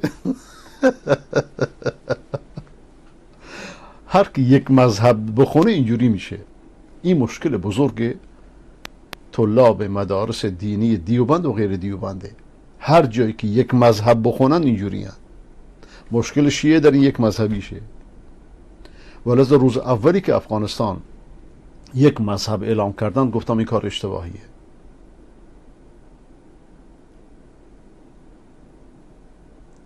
یک مذهبی یعنی حق با ما، دیگران هیچ. ولذا الان میبینی که همه سلفی کشی راه افتاده. ولی نصیحتم سرا و علنا اینه که این نصرت خداوند بهتون داده ای برادران طالب. همون خدایی که این نصرت رو جوری به شما داد که تصورش نمی کردید، همون خداییست که قبلا از شما گرفته و دوباره هم میتونه بگیره. این کرسی ها بر هیچ کسی نمونده، این صندلی ها بر هیچ کسی نمونده. تلك الایام نداولها بین الناس ولننظر کیف تعملون. این ایام ما مثل چرخ میچرخونیم بین مردم تا بنگریم شما چطوری عمل میکنید. در روز اول پیروزیتون بر علیه امپراتوری روس ما نمیدونستیم که ماتم بگیریم یا شاد بشیم، چون جنگ جمعیت اسلامی حزب اسلامی شد، دل مسلمانان در دنیا ریش شد. الان در دولت شما سلفی کشی شروع شده. لایک ها رو گذاشتید، اشکالی نداره. شیعه ها رو گذاشتید، اشکالی نداره. سیک ها رو گذاشتید، اشکالی نداره. سلفی هایی که با شما اعلان ولا میکنند با شما بیعت میکنه، از اینا داری مردم میکشی، کشته میشه در زیر سایه شما. یزید به کشتن حضرت حسین راضی نبود، قاتلش رو نفرین کرد. شما حداقل قاتلانشون اظهار براءت کنید، شما نیستید. از حداقل جرأت یزید داشته باشید. یزید گریه کرد، خانوادهش گریه کردند، ابن زیاد رو لعنت کردند. چرا شما ساکتید؟ شما از یزید کمترید؟ قطعا کمترید. یزید اون نیست که شیعه معرفی کرده، ولی به خاطر دنیاتون هم شده خودتون از قتل‌های مظلومانه دیگران مبرا بجویید. یا اینکه اگه خودتونی مردانه بگی ماییم، اینا اشتباهشون اینه، اینا محکمشون، اینا دادگاهشون. بدون دادگاه، بدون محکم بیار مردم بگیر از خونه بکش ببر بکش. یعنی چی؟ مگه خامنه‌ای چیکار کرده غیر از این؟ مگه اسرائیل چیکار میکنه غیر از این؟ مگه همه قلدران دنیا چیکار میکنند غیر از این؟ دنیا نظاره‌گر شماست. اینجاست که شما وقتی که شما عفو بخشش اعلام کردید، بنده اولین کسی بودم که گفتم این عفوتون ما را به یاد عفو یوسفی و نبوی انداخت و کار بسیار خوبی بود. چند روز طول نکشید شروع کردی به کشتن، یا شما یا زیر سایه شما، مگر اینکه تبری بجویید و قاتلان رو هر که باشه محاکمه بکنید. چون سیفی ها زیادن در میان شما، نمیتونید محاکمه بکنید. یعنی چی؟ پس تفاوت شما با تفاوت خمینی خونخوار چه شد؟ بلا تشبیه البته. شما نیاز به دشمن ندارید، شما نیاز به این دارید که دنیای اسلام همچنان که به اومدن شما خوشحال شده پشتیبانتون باشه، دعاگوتون باشه، در نمازها شما براتون دعا بکنن. نصیحت ناصحان رو بشنوید.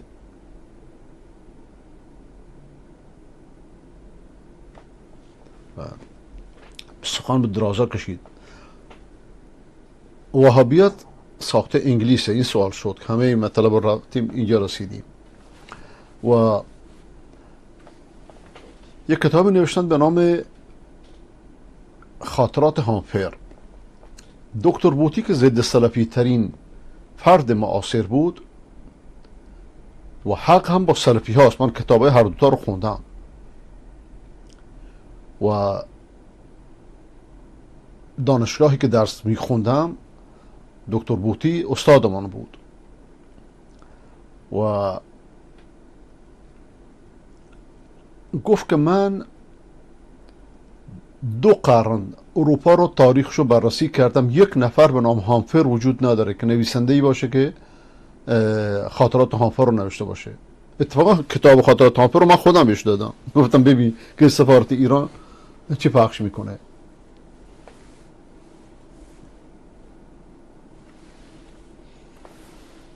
خب این کتاب رو غالبا شیرازی ها نوشتند. تشیع مثل صهیونیسم همیشه از پشت پرده کار میکنه، جرأت مواجهه و رو در روی نداره. چرا؟ چون میدونه بر باطله. علتش اینه، چون میدونه بر باطله. اگر انگلیس ها وهابیت رو درست میکردند، حداقل وهابیت یک کسی میگفت من وهابی ام، یک کسی یه مذهبی وهابی وجود میداشت. این یک. ثانیاً همون انگلیس هایی که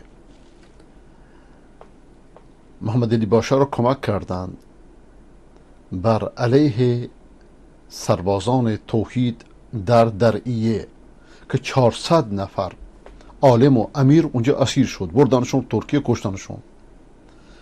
نماینده انگلیس اون موقع هند دست انگلیس بود، از هند بلند شد اونجا اومد برای شرکت در جشن.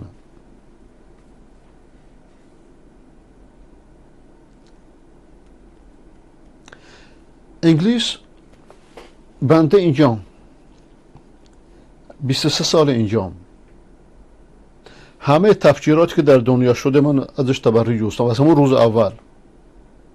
از همون هفته اول که برج دوقلو منفجر شد، من در تلویزیون جزیره گفتم این کار جرمه، لیکن پشترش خود امریکاست. این یک. تفجیرها انتحاریایی که در اروپا شده همه را ضدش بودن. چرا کانال بنده رو بستن؟ البته با همکاری خودی ها، قصه طولانیه. چرا با خود بنده مثل بقیه مثل همه شیعه هایی که بهشون تابعیت دادن، مثل همه غیر شیعه ها، چرا بنده نمیدن؟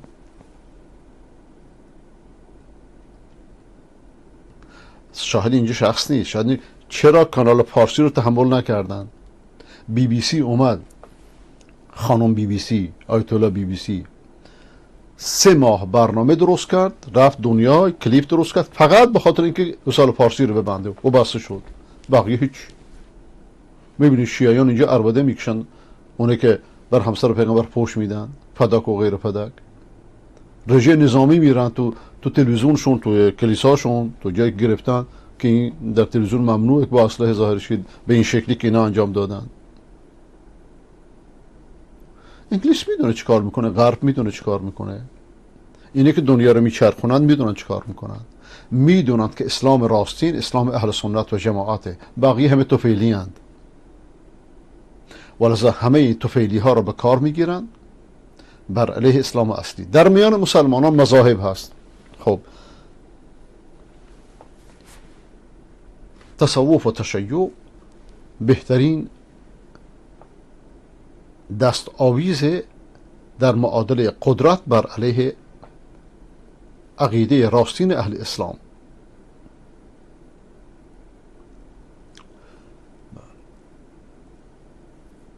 و از زبونی سردمداران تشیع همین کافیه که با اهل سنت رو در رو نمیشن. میگن هرچی هم که بگن ما بر علیه وهابی هستیم، ما به سنی کاری نداریم. این سخن مسخره ایه.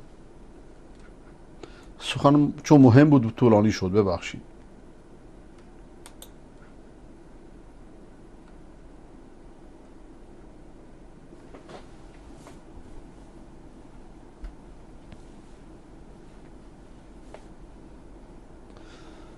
خواهشان 0 تا 100 داعش رو بیان کنید. این لزومی نداره. هر کسی رو نمیشناسی از عملش نگاه کن. هر جا داعش قدم گذاشت اهل سنت اونجا ضرر کردن. در عراق به ضرر اهل سنت شد، در سوریه به ضرر اهل سنت شد. بنده 1000 بار گفتم که اگر اطلاعات ایران، CIA، مخابرات بشار و عراق نمی بود، چیزی به نام داعش نمی بود. در که عقلهای کوچک و خیلی راحت میشه سرپرستی کرد.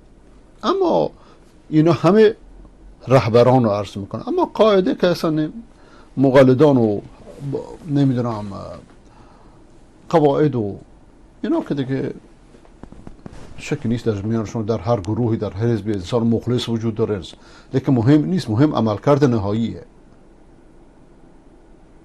آیا اگر داعش دخالت نمی کرد مردم سوریه پیروز نمی شدن؟ اگر داعش دخالت نمی کرد ساخته نمی شد، موصل به دستش داده نمی شد، مسلمانان اهل سنت همراه با شیعیان عراق این رژیم ساقط نمی کردن؟ جوجه در آخر پاییز می شورن.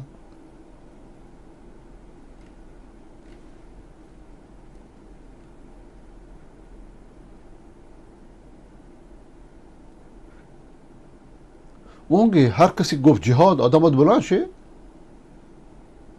جهاد باید اهل و حل و عقد اعلام کنند، علما و حکام با هم، یا در صورت اشغال اهل علم، نه کسان ابو فلان و کسان ناشناخته.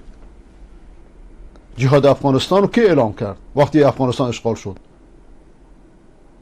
اکثر مردم، اکثر علمای افغانستان اعلام نکردن. اینجوری با جهاد اعلام میشه، نه هر کسی که چیزی دست بگیره بره که من جهاد اعلام میکنم.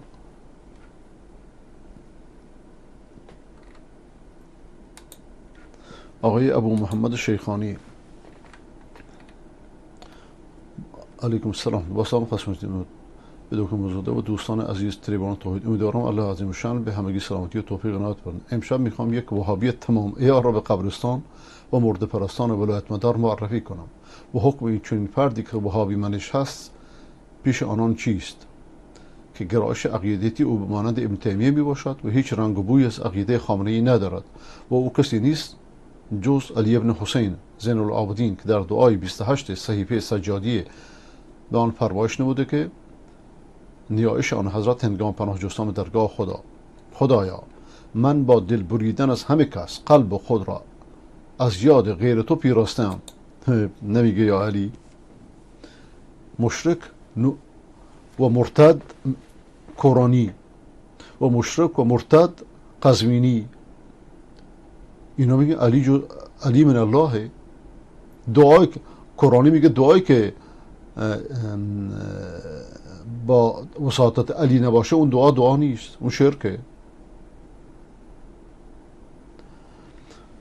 خدایا و با تمام وجودم به تو روی می آورم و از آن کس که خود نیازمند احسان توست روی حاجت برگرداندم و از آن کس که از فضل تو بی نیاز است خواهش خود را پس گرفتم و دانستم که نیازخواهی انسان نیازمند از نیازمندی دیگر نشانه کمخردی و کجندیشی است. ای معبود من، چه بسیار دیدم مردمی را که از غیر تو عزت طلبیدند و ذلت نصیبشان شده است و توانگری را نزد دیگران جستند و به تنگ دستی رسیدند و هوس سربلندی کردند و به سرافکندگی دچار آمدند. با دیدن این نمونها انسان دوراندیش از امید بستن به دیگران در امان میماند و عبرت گرفتن او را توفیق بندگی میدهد و برگزیدن حق او را به راه ثواب میکشاند. ای سرور و آقای من، تنها تویی که درگاهت سرای حاجتخواهی من است. همین جمله را شیعه قبول میکرد، این بتخانها را میبست. نه هر کسی که از او چیزی خواهند و تنها تویی که حاجتم را برآورده میسازید، نه هر کسی که از او خواهشی طلبند. پیش از آن که دیگری را بخوانم تنها تو را میخوانم و بس، در حالی که تنها امیدم تویی و در دعای من کسی هم شأن و همراه تو نیست و ندای من دیگری را با تو در بر نمیگیرد. ای معبود من، تو با وجود صفات گوناگون یگانه و یکتایی و تنها تو دارای آن نیروی نفوذ ناپذیر هستی. کمال توانایی و نیرومندی برای توست و حالا خداوند و بلند مرتبه ای. هر کسی جز تو در زندگیش مستحق ترحم است. در کار خود بی اختیار، یعنی علی چنینه، بقیه هم چنینه، و در هر حال خویش بیچاره است. از حالی به حالی دیگرگون می شود و صفتهای گوناگون می پذیرد. خدایا تو برتر از آنی که همتا و همتوانی داشته باشی و بزرگتر از آن که تو را مثل و مانندی باشد. پاک و منزهی و جز تو معبودی نیست. خدا خیرت بده.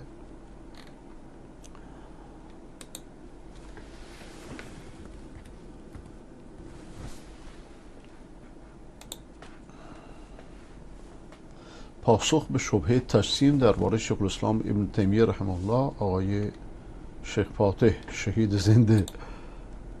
اولین شبهه‌ای که شیخ الاسلام ابن تیمیه رحمه الله رو مورد هدف قرار میده شبهه تجسیمه. تجسیم یعنی این که او را مجسمه میگن. مجسمه فرقه‌ای بودن که برای الله متعال سبحانه و تعالی جسم قائل میشدن، نعوذ بالله. یعنی صفات الله متعال را تمثیل میکردن به صفات مخلوقین. بنابراین نتیجه و برآمدی که از آن به دست میآمد این که الله متعال سبحانه و تعالی را جسم مانند مخلوقین تصور میکردن، نعوذ بالله. و در طول زمانها متاسفانه اهل بدعت اهل سنت را متهم به تجسیم کردن. یعنی نه تنها شیخ الاسلام ابن تیمیه رحمه الله، قبلشان یعنی مجسمه میگفتن، حشویه میگفتن، مانند امام احمد، مانند امام ابن خزیمه، مانند عثمان ابن سعید دارمی رحمهم الله. و بعد از آن بیاین حتی خواجه عبدالله انصاری، یکی از علمای حنابله بود در اون زمان، معروف ایشان هم متهم به تجسیم شده. و خیلی دیگر از علما و کسایی که حرف برای گفتن داشتن و صفات الله متعال سبحانه و تعالی را به گونه‌ای که الله متعال خودش گفته و پیامبرش گفتن به همان ترتیب آن را برای الله اثبات می‌کردند، آنها را مجسمه و حشوی می‌گفتند و یا به هر حال اصطلاحات دیگری که در مورد اهل سنت و جماعت استفاده می‌شد. این امام بزرگوار شیخ الاسلام ابن تیمیه رحمه الله هم از این تهمت متاسفانه مبرا نبوده و این تهمت بر او زده شده و این شبهه دربارش مطرح شده و خاصتا این که شخصی به نام ابن بطوطه که کتابی داره معروفه، یعنی این کتابش تحفة النظار که حالا نامی که معروفه به نام رحله یا سفرنامه ابن بطوطه هست و نام اصلیش تحفة النظاره. نامش طولانیه، تحفة النظار فی غرائب الامصار و عجائب الاسفار.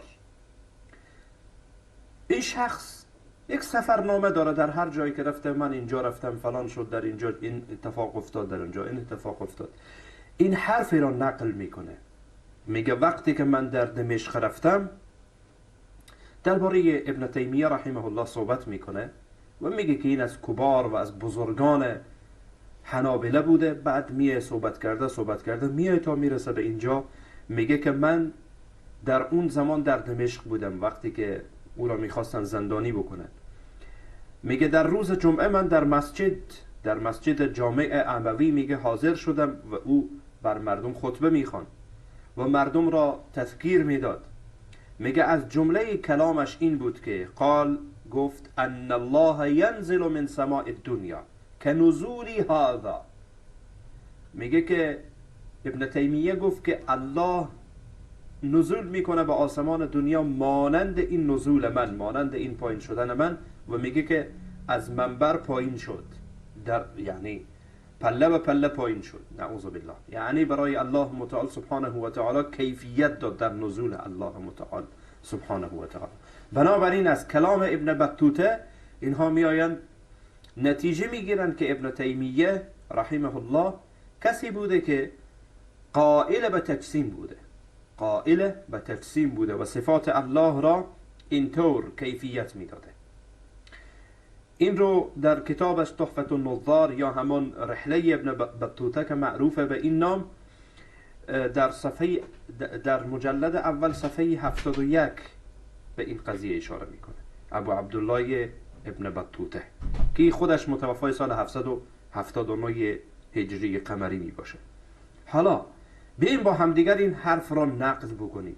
اولا کلام ابن بطوطه و بعد از آن به اصل حرف که آیا ابن تیمیه رحمه الله ایشان قائل به تجسیم بوده.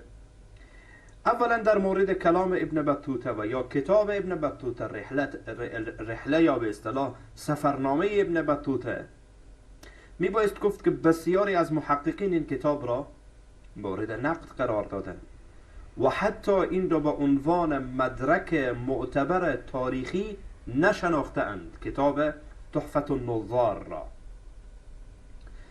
و ثانیاً در همین کتاب و در همین صفحه 71 همین کتاب یعنی رحله ابن بطوطه، وقتی شما میبینید در مورد ابن تیمیه رحمه الله صحبت میکنه متناقضه. یعنی در اول میگه که این از بزرگان مثلا حنابله بوده و باز بعد میگه که در عقلش چیزی بوده، یعنی توهین میکنه. باز میبینی که باز به گونه‌ای تعریف میکنه، باز توهین میکنه. یعنی نشان میده که یک اضطراب و دیگرگونی در این کلامش وجود داره.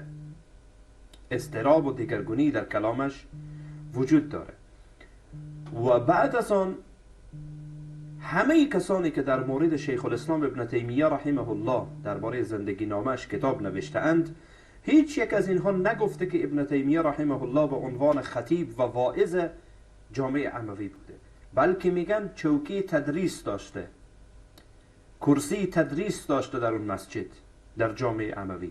اما ای که خطبه بخونه و باز به این ترتیب از منبر پایین بشه و این حرفا، تنها ابن بطوطه به آن اشاره میکنه، در حالی که بقیه کسانی که درباره سیرت و زندگی نامه شیخ الاسلام ابن تیمیه رحمه الله کتاب نوشتن، این حرف را نگفتند که ایشان به عنوان خطیب و به عنوان واعظ جامعه اموی بوده.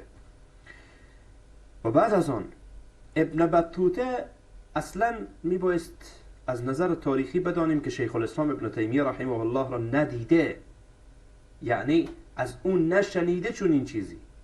چطور ثابت میکنیم؟ دقت کنید به این موضوع.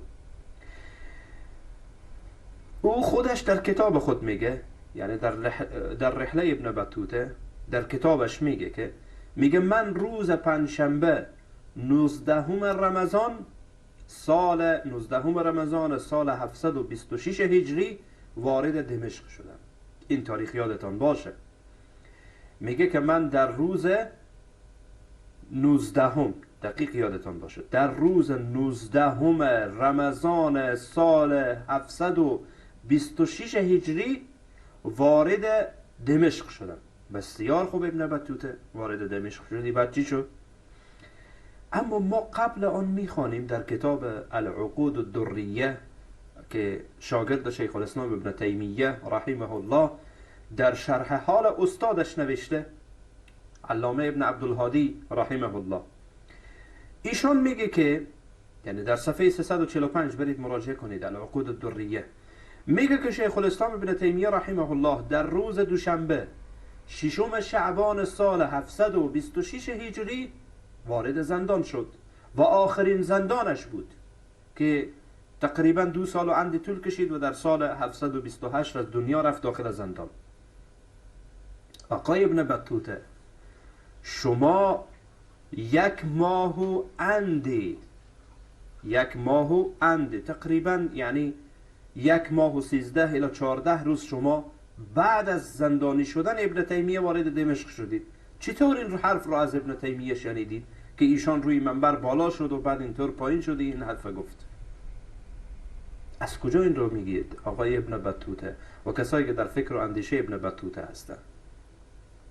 بابا جان، شاگرد شیخ الاسلام در عقود الدریه و بقیه شاگردان و افرادی که دربارش کتاب نوشتن میگن ایشان در روز دوشنبه 6 شعبان سال 726 وارد زندان شد، در حالی که آقای ابن بطوطه صاحب کتاب رحله یا تحفة النظار در همین سال، یعنی 726 در رمضان، یعنی 1 ماه بعد، در رمضان، در 19 رمضان وارد چی شده؟ وارد دمشق شده، یعنی 1 ماه و 13 روز بعد از زندانی شدن ابن تیمیه رحمه الله. چطور امکان داره؟ اللهم المستعان. از طرف دیگر حتی ما تصور بکنیم که همین ابن بطوطه، یعنی حالا قبل از آن داخل شده، قبل از زندانی شدن ابن تیمیه رحمه الله داخل شده. بابا جان، کتب شیخ الاسلام ابن تیمیه رحمه الله موجوده، کتب عقیدتیش موجوده و ایشان به شدت با این قضیه برخورد میکنه، با قضیه تجسیم. دقت کنید، من به عنوان مثال برایتان دیدگاه شیخ الاسلام ابن تیمیه رحمه الله را بیان میکنم. ایشان در کتاب العقیدة الواسطیه میگن که و من الایمان بالله، یعنی در اوایل کتاب بعد از مقدمه و سخن کوتاه ایشان میگه و من الایمان بالله، و از جمله ایمان به الله متعال اینه الایمان بما وصف به نفسه فی کتابه، ایمان آوردن به چیزی است که الله خود را در کتابش وصف کرده، و بما وصفه به رسوله محمد صلی الله علیه و سلم، و آنچه که پیامبر محمد صلی الله علیه و سلم الله را به آن وصف کرده، من غیر تحریف، بدون هیچ تحریفی که اصطلاح اهل کلام میگن تعویل، ولا تعطیل، بدون هیچ انکاری، تعطیل کلی یا جزئی، و من غیر تکییف، ما آن را ثابت میکنیم برای الله متعال بدون تکییف، یعنی کیفیت نمیدیم. ابن بطوطه میگه ابن تیمیه کیفیت داده، نعوذ بالله، گفته اینطور، نعوذ بالله، در حالی که امام ابن تیمیه رحمه الله میگه و من غیر تکییف، بدون هیچ کیفیت دادن و چگونگی دادن برایش، ولا تمثیل، بدون هیچ تمثیلی که تو اون رو تمثیل بکنی، بگی اینطور یعنی مثال بدی آن را به مخلوقات، نعوذ بالله. شیخ الاسلام میگه من این یعنی نباید صفات الله متعال سبحانه و تعالی اینطور ثابت بشه. از جمله صفات الله نزوله، صفت نزوله. خب امیدوارم که از کلیپ سود برده باشید.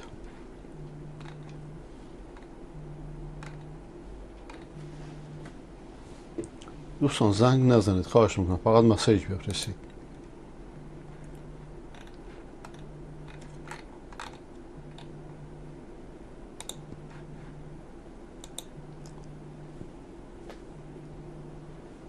آقای محسن هدایت شده، نسب پیغمبران از آدم تا خاتم.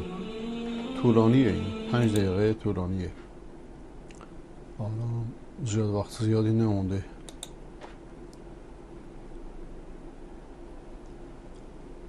آقای محمد زاهد: یا شیخ بعد از چندی دعوت که به علمای اهل حدیث در فضای مجازی دادیم، علمای سلفی بدخشان بیعتشان با امیرالمومنین مولانا هیبت الله آخوند اعلام کردند. کارو خوبی کردند. من نصیحتم به احمد پسر مسعود اینجوری بود، تا چه رسه به اهل حدیث. علمای سلفی بدخشان بیعتشان گفتند در طول این چندین سال جهاد خون ما نیز پهلوی برادران حنفی در راه آزادی وطن ریخته است و در صفوف جهاد اشتراک داشتیم. آفرین باش. اصلا کلمه امارت اسلامی رو اولین بار شیخ جمیل الرحمن مطرح کرد.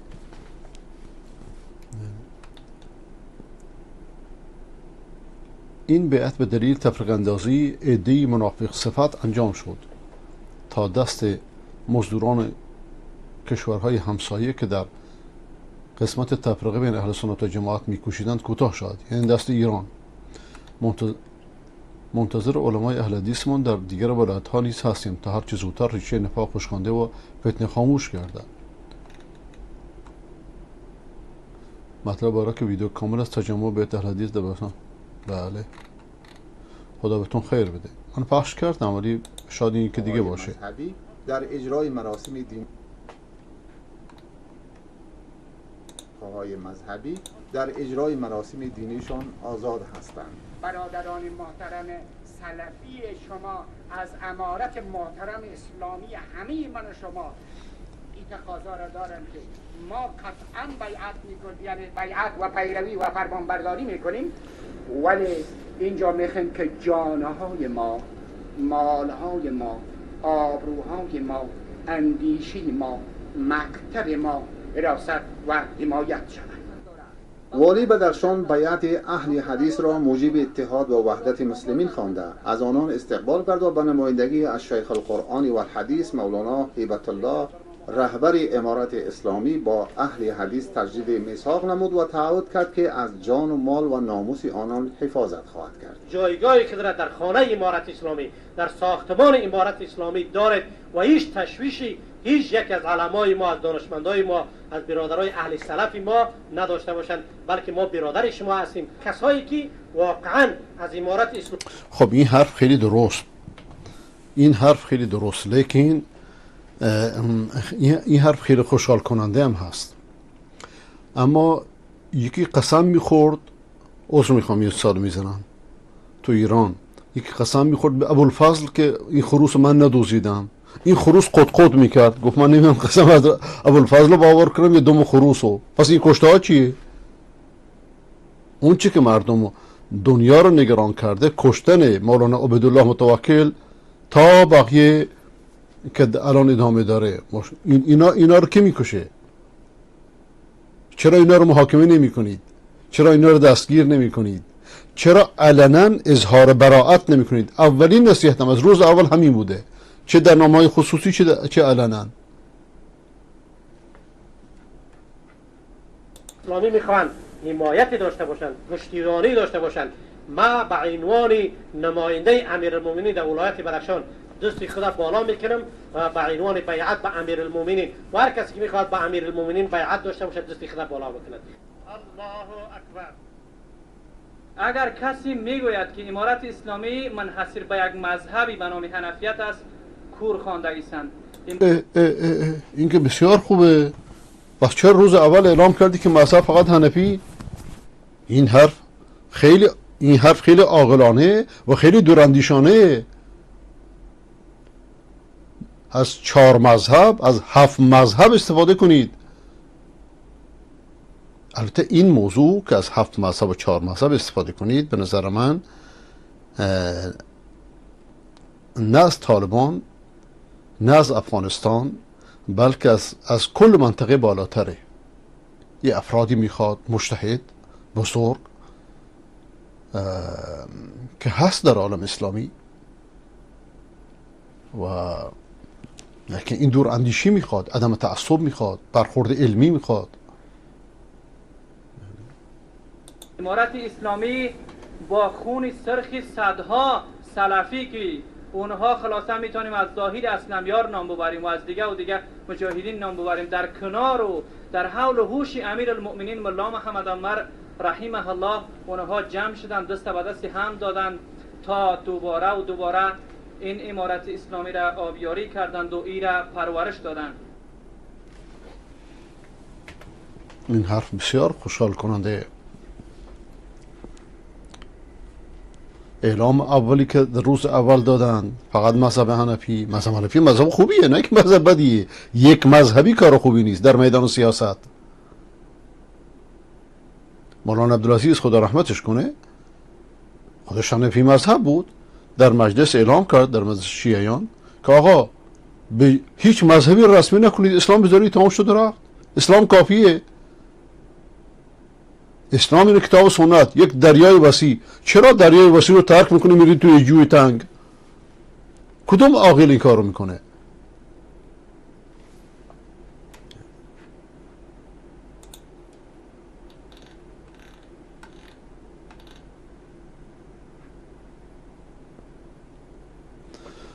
افراط و تندروی نزد مردم عامه کم علم در مورد مسائل اجتهادی. استاد مبشر مسلمیان تقوی الله چند ماه پیش به خاطر داشتن عقیده سلفی در زمامداری حکومت دست نشانده امریکا به شهادت رسید.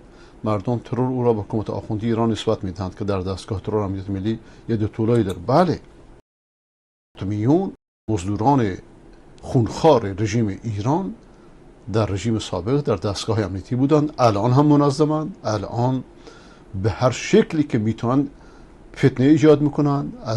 از کشتن سلفی ها بیشترین شادی و سود و نصیب اونها میشه، در این شکی نیست.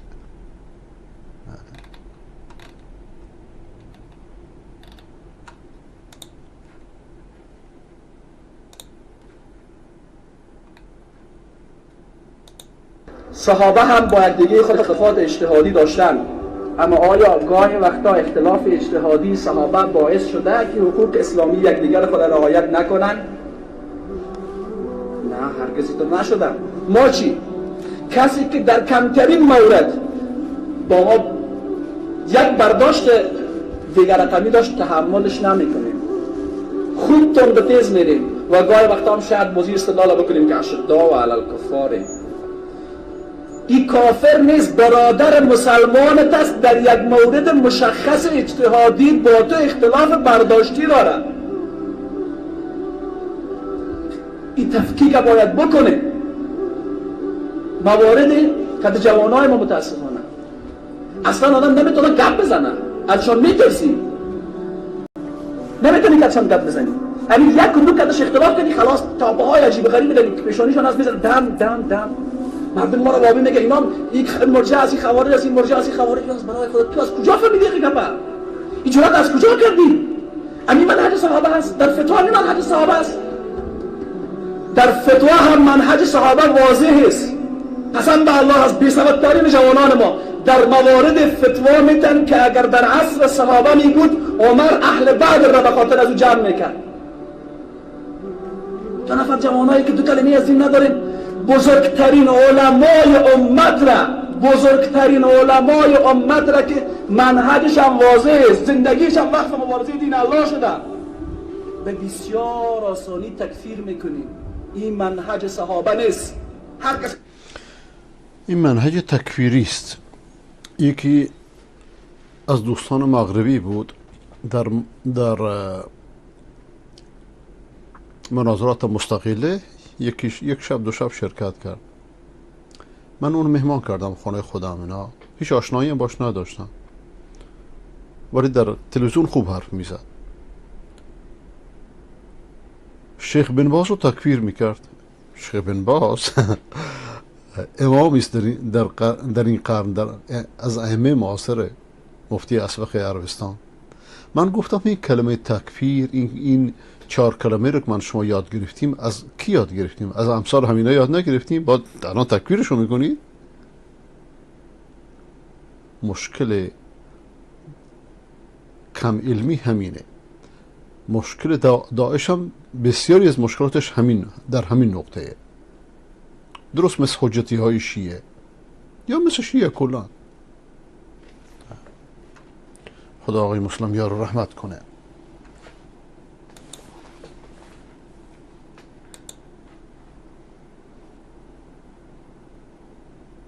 آقای فرید شهادتگو: هیچ کس امام زمان رو به خونهش راه نده، اونم امامی که ولایت تکوینی دارد. برای فوری ازدواج میکنه نه؟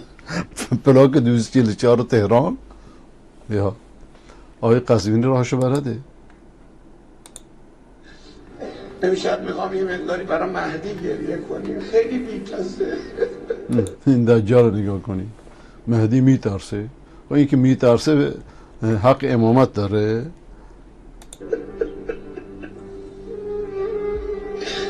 همه اینا دجال هستند، لشکریان دجال. خیلی بی‌کسه مهدی. اینجوری سر مردم کلاه میذارن، اینجوری شیطان خودشون رو خر میکنه. بر انسانی که از مادر متولد نشده اینا گریه میکنن. اون موقع همه صالحان و نیکان صدر اسلام رو تکفیر میکنن. ورزم میگم اینا مثل مست میمونن، شب و روز میبینن، روز و شب، راست و چپ میبینن، چپ و راست، بالا رو پایین میبینن، پایین و بالا. و اون چی که در این حوزه های شرکی هم میخونن همینه.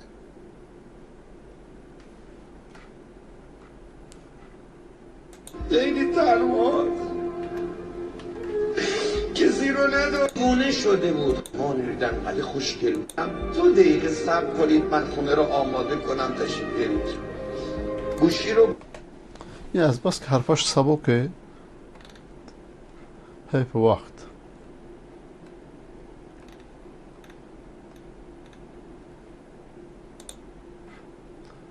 آقای موحد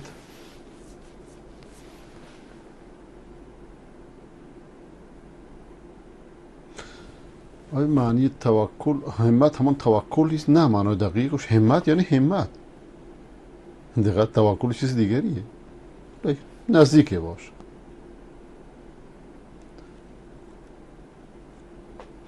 استاد محترم، صوفی مولا عبدالحمید رکورد حجر اسود در دستبوسیدن شکست. بوسیدن حجر اسود امر الله تعالی، بوسیدن دست این مولا لا حول ولا قوة الا بالله.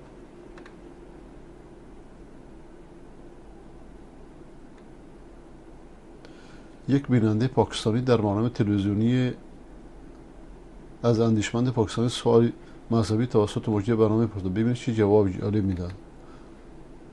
به فارسی مگه 4 इमामों के बारे में बताया जाता है किसको फॉलो करना चाहिए? अल्लाह के पैगंबर को फॉलो करना चाहिए. 4 इमामों के बारे में बताया जाता है از میان ائمه اربعه چه کسی را دنبال روی کنی؟ بله. इमामों के बारे में बताया जाता है किसको फॉलो करना चाहिए? अल्लाह के پیغمبر اکرم را پیروی کنید. باقی همه انسانند. آفرین. बाकी सब इंसान हैं, वो दीन के उलमा हैं, علمای دین هستند. सबके मौसम इस तरह के बड़े उलमा पहले भी पैदा होते रहे हैं, अब भी पैदा हो रहे हैं, همونطور که علما بزرگ در گذشته هم بودند، आगे भी पैदा होंगे. الان هم هستند، در آینده هم خواهند بود. उनमें से किसी पर वही नहीं आती, किसी को इल्हाम नहीं होता. بر هیچ کس از آنها الهام نیامده. वो तहकीक करते हैं, अपनी एक राय बयान करते آنها تحقیق کردند و رایشان را بیان کردند. देते हैं. आपको दलील की बुनियाद पर شما بنابر دلایل رایشان را قبول کنید. उनकी राय बेहतर लगे कबूल कर اگر قانع شدید، اگر قانع نشدید رای دیگری رو بپذیرید. लीजिए, ना बेहतर लगे किसी दूसरे की राय कबूल कर लीजिए. हमें जिसकी पैरवी का हुक्म दिया गया है کسی که وعده و چی به ما حکم پیروی داده شده است بعدش کسی که عقیده و شریعتش بر ما لازم شده، کسی که در قبال تصمیماتش سر تسلیم رو باید خم کنیم، آن شخص فقط و فقط جناب محمد رسول الله صلی الله علیه و سلم. هیچ شکی در اینه. بله.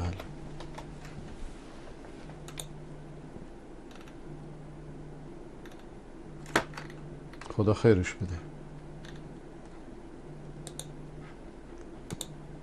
آقای محمد افغان، شما طبق معمول کلیپ میفرستید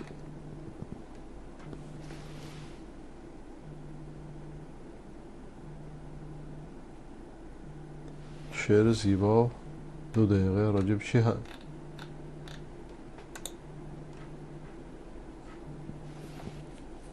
انشالله که بیاد.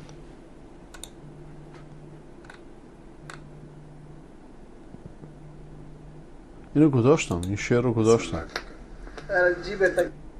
اینو گذاشتم، شما نشنیدید. بلوچی بود.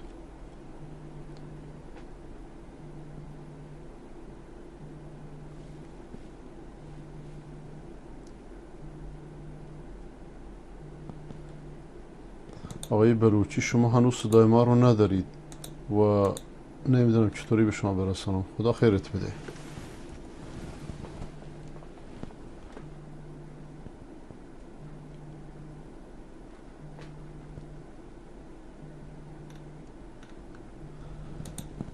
هدایت شده خزری،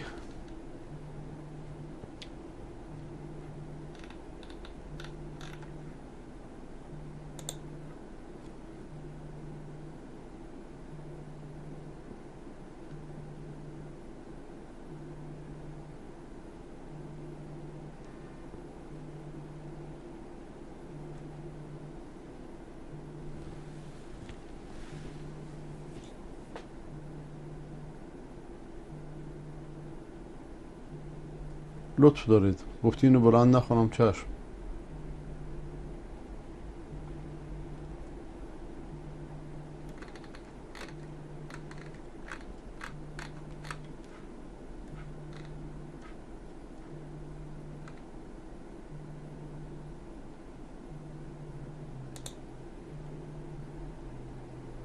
الله مال جاهلیه، عذر میخوام، مال جاهلیت عرب است. الله مال اسلام نیست. این انسان احمقیه. این به اصطلاح داره ادای روشنفکران ضد مذهبی رو در میاره.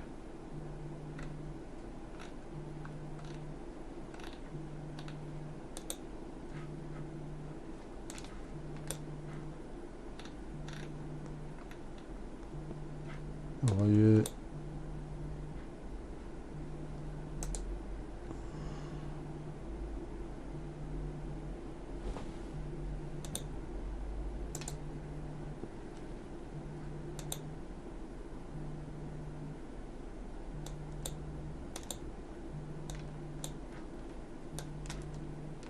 نمیدونم چطور محمد از روسیه. همونطور که شما فرمودید شیرینی و خوشی پیروزی اسلام را از ما رو بودند. کمونیست ها، لایک ها، فرصت جویان، قبر پرستان در امنیت کامل به سر میبرند، خون اهل حدیث را میریزند. الله لعنت کند کسی که خون مولانا متوکل در خون بقیه علما را دست دادند. آمین یا رب. آمین.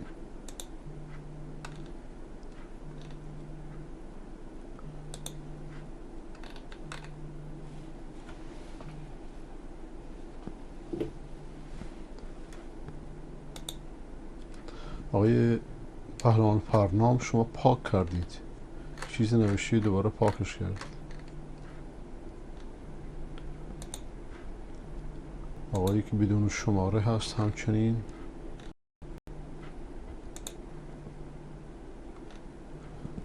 آقای عبدالرحیم جانباز هدایت شده. خاطرات همفر انگلیسی رو اولین بار آیت الله شیخ حسین لنکرانی به من داد. بفرمایید. خیلی جوان بودم، حدود سال 60 بود. و شیخ حسین خیلی زیاد از این کتاب تمجید میکرد و میگفت مقدمه شو من نوشتم، بفرمایید. مقدمه شو خود لنکرانی نوشته. چقدر اینا زبونند، خارند، دولت دارن تقیه میکنن. الان شما نگاه کنید، بنده 20 سال اینا رو به مناظره میخونم نمیان، چون میدونند بر باطلند.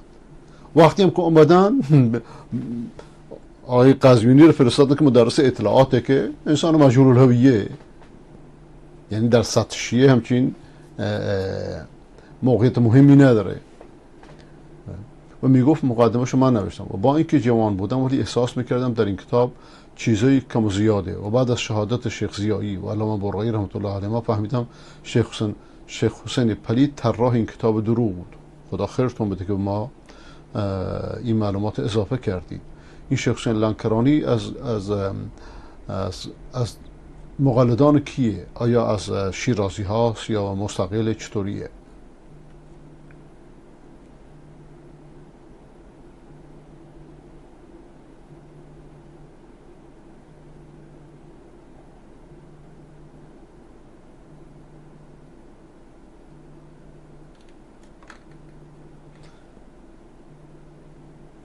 خیلی متشکرم که این مطلب نوشتید. آقای افشین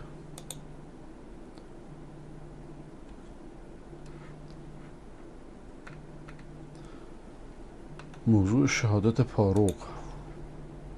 ما از خواهان و شیفتگان و دلدادگان و دلبافتگان و فریفتگان و ارتباط همه چیز ما عمر فاروق رضی الله تعالی عنه دوستش دارید نه؟ عمر فاروق رو دوست دارید؟ یواش میگه یک صدای عمری نیست.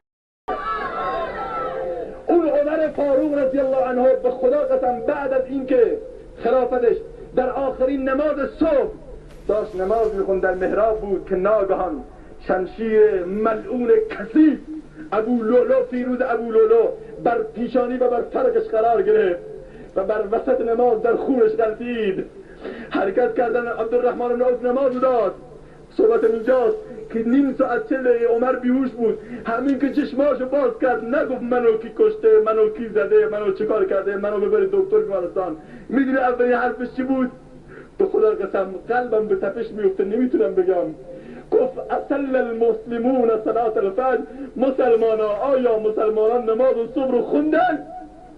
یعنی اینقدر به فکر دین بودند. همین که میگفتن بله، از فرط غم دو مرتبه بیهوش میشد که عمر نماز صبحش قضا بشه تیر خورده خون داره میباره. مؤمن عمر دوست کجایی؟ رنگ و بویی نگرفتی. نیم ساعت دیگه به هوش آمد. اصل المؤمنون صلات الفجر، مسلمانان نماز صبح خوندن؟ بله امیر مؤمنان نماز خوندن. تو خدا بلند نکنی نماز بخونی خون داره میباره. این ایمان عمری. الله اکبر. درکت نماز صبح خون جریان داشت میخوند. سپس سؤال کرد منو کی کشت؟ گفتم فلانی فیروز ابو لولوی ملعون. میدونی چه گفت الحمد لله الذي جعل مصرعي على يدي رجل كافر لم يسجد لله سجدة واحدة يكون حجة عليه يوم القيامة. خدا را شکر که مرگ من به دست مردی کافری قرار گرفت که یک سجده برای الله نکرد. که حداقل اگر یک سجده میکرد روز قیامت میگفت پروردگارا من یک سجده کردم.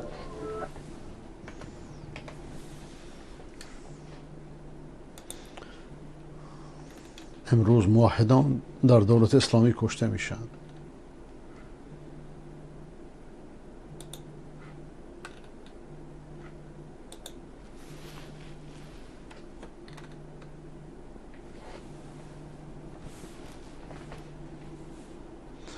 آیا کسی که مریض باشه و جن زده باشه میتونه پیش کسی که ادعا میکنه جن رو از بدن خارج میکنه بره؟ اگر اون شخص ساحر و جادوگر نیست، فقط با قرآن معالجه میکنه، بین مردم مشهور بر اینه و پول نمیخواد، بله جایزه.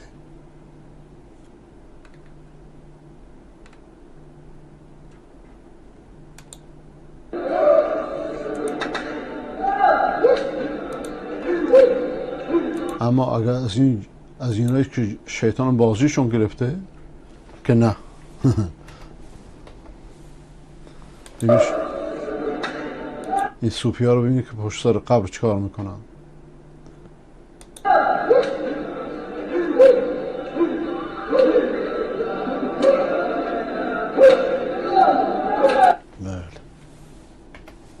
اینان مریدی های سیپی های سلپی کش.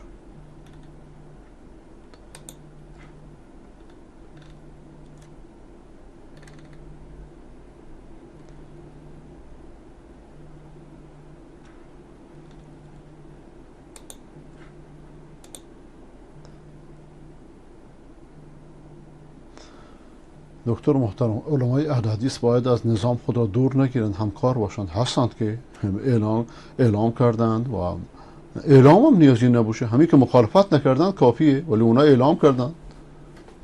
بقیه گروه ها که اعلام کرده؟ صوفی ها اعلام کردند مثلا؟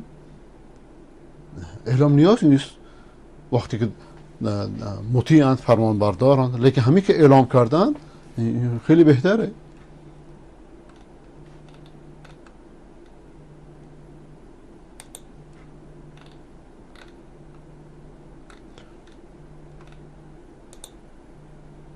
انسان در زیان و نقصان است. کدام انسان در زیان و نقصان است؟ آذان میشنود الله بزرگ است، حرکت کن. حی علی الصلاة، بیا به طرف نماز. حی علی الفلاح، بیا به طرف رستگاری. لکن این انسان رستگاری را در چی میبینه؟ در تلویزیون میبینه. رستگاری را در چی میبینه؟ که مصروف است در قصیدگی، در کارهای دیگه که مصروف است، این رستگاری فکر میکنم. و ما کلیپ های دینی ساز و آواز نگذارید، درست نیست. خدا هدایتشون کنه.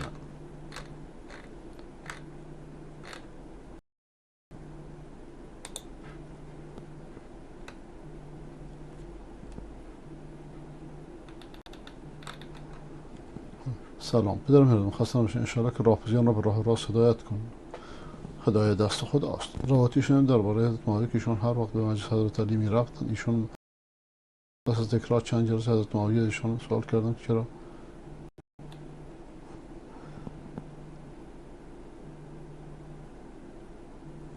نه، اینا همش حرفه، حرفای الکیه. هرچی از شیعه شنیدید اصل بر اینه که دروغه.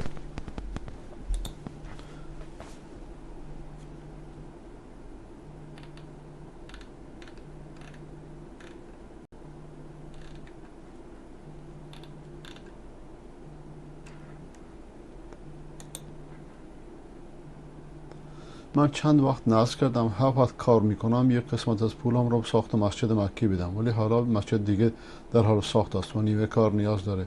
اون پول رو به اون مسجد دادم چون از هیچ جای بهش کمک نمیشه، یعنی زیر نظر مسجد مکی نیست. از چند وقت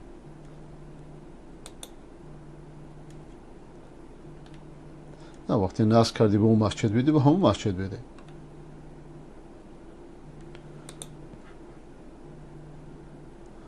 آقا هدایت شده خزری کلیپ ها که زمان زیادی از برنامه رو میگیره. بله ولی خب مهمه، کلیپ ها مهمه.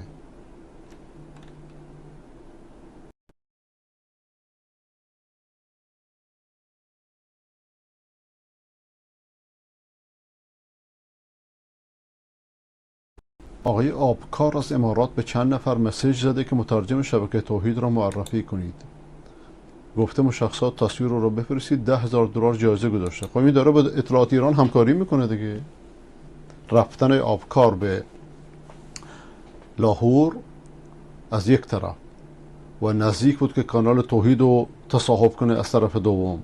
100,000 درهم رو سر کشید موضوع سوم. وقتی به مراسلاتی کرد به کشورهای عربستان و دیگه کشورها، اینها از آبکار از پدر آبکار بالاتره و این همش کار اطلاعاته. لاهور هم که رفته اونجا طردش کردن محترمانه، نذاشتن با طلاب حرف بزنه و اینا همش کار اطلاع، اونم در وقتی که سفیر ایران معهد علامه احسان الله ظهیر رو تهدید کرده بود، در چنین وقتی رفته اونجا، همطور الکیه ولی خودش رو رسوا میکنه. خداوند حافظ دینشه و هر کسی که با اطلاعات کمک میکنه خدا لعنتش کنه. بابکار بدبخت بگید که اگر برای مترجم مشکل پیش آید خاندان شما در منطقه ویران تباه میشوند. الان برای همه مهره شد که این بدبخت از جواسیس رافضی است و همه چیز ثابت شد. بله، متشکرم از معلوماتی که دادید. مترجم که در ایران نیست که مترجم بیرونه.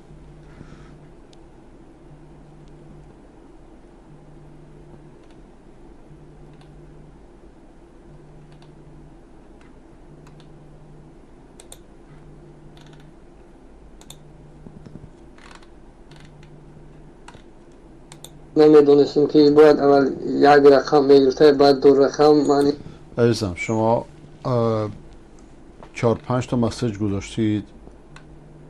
بله 5 تا مسیج گذاشتید یا 4 تا. بنویس، خواهش میکنم بنویس. مسیج ها وقت زیاد میگیره.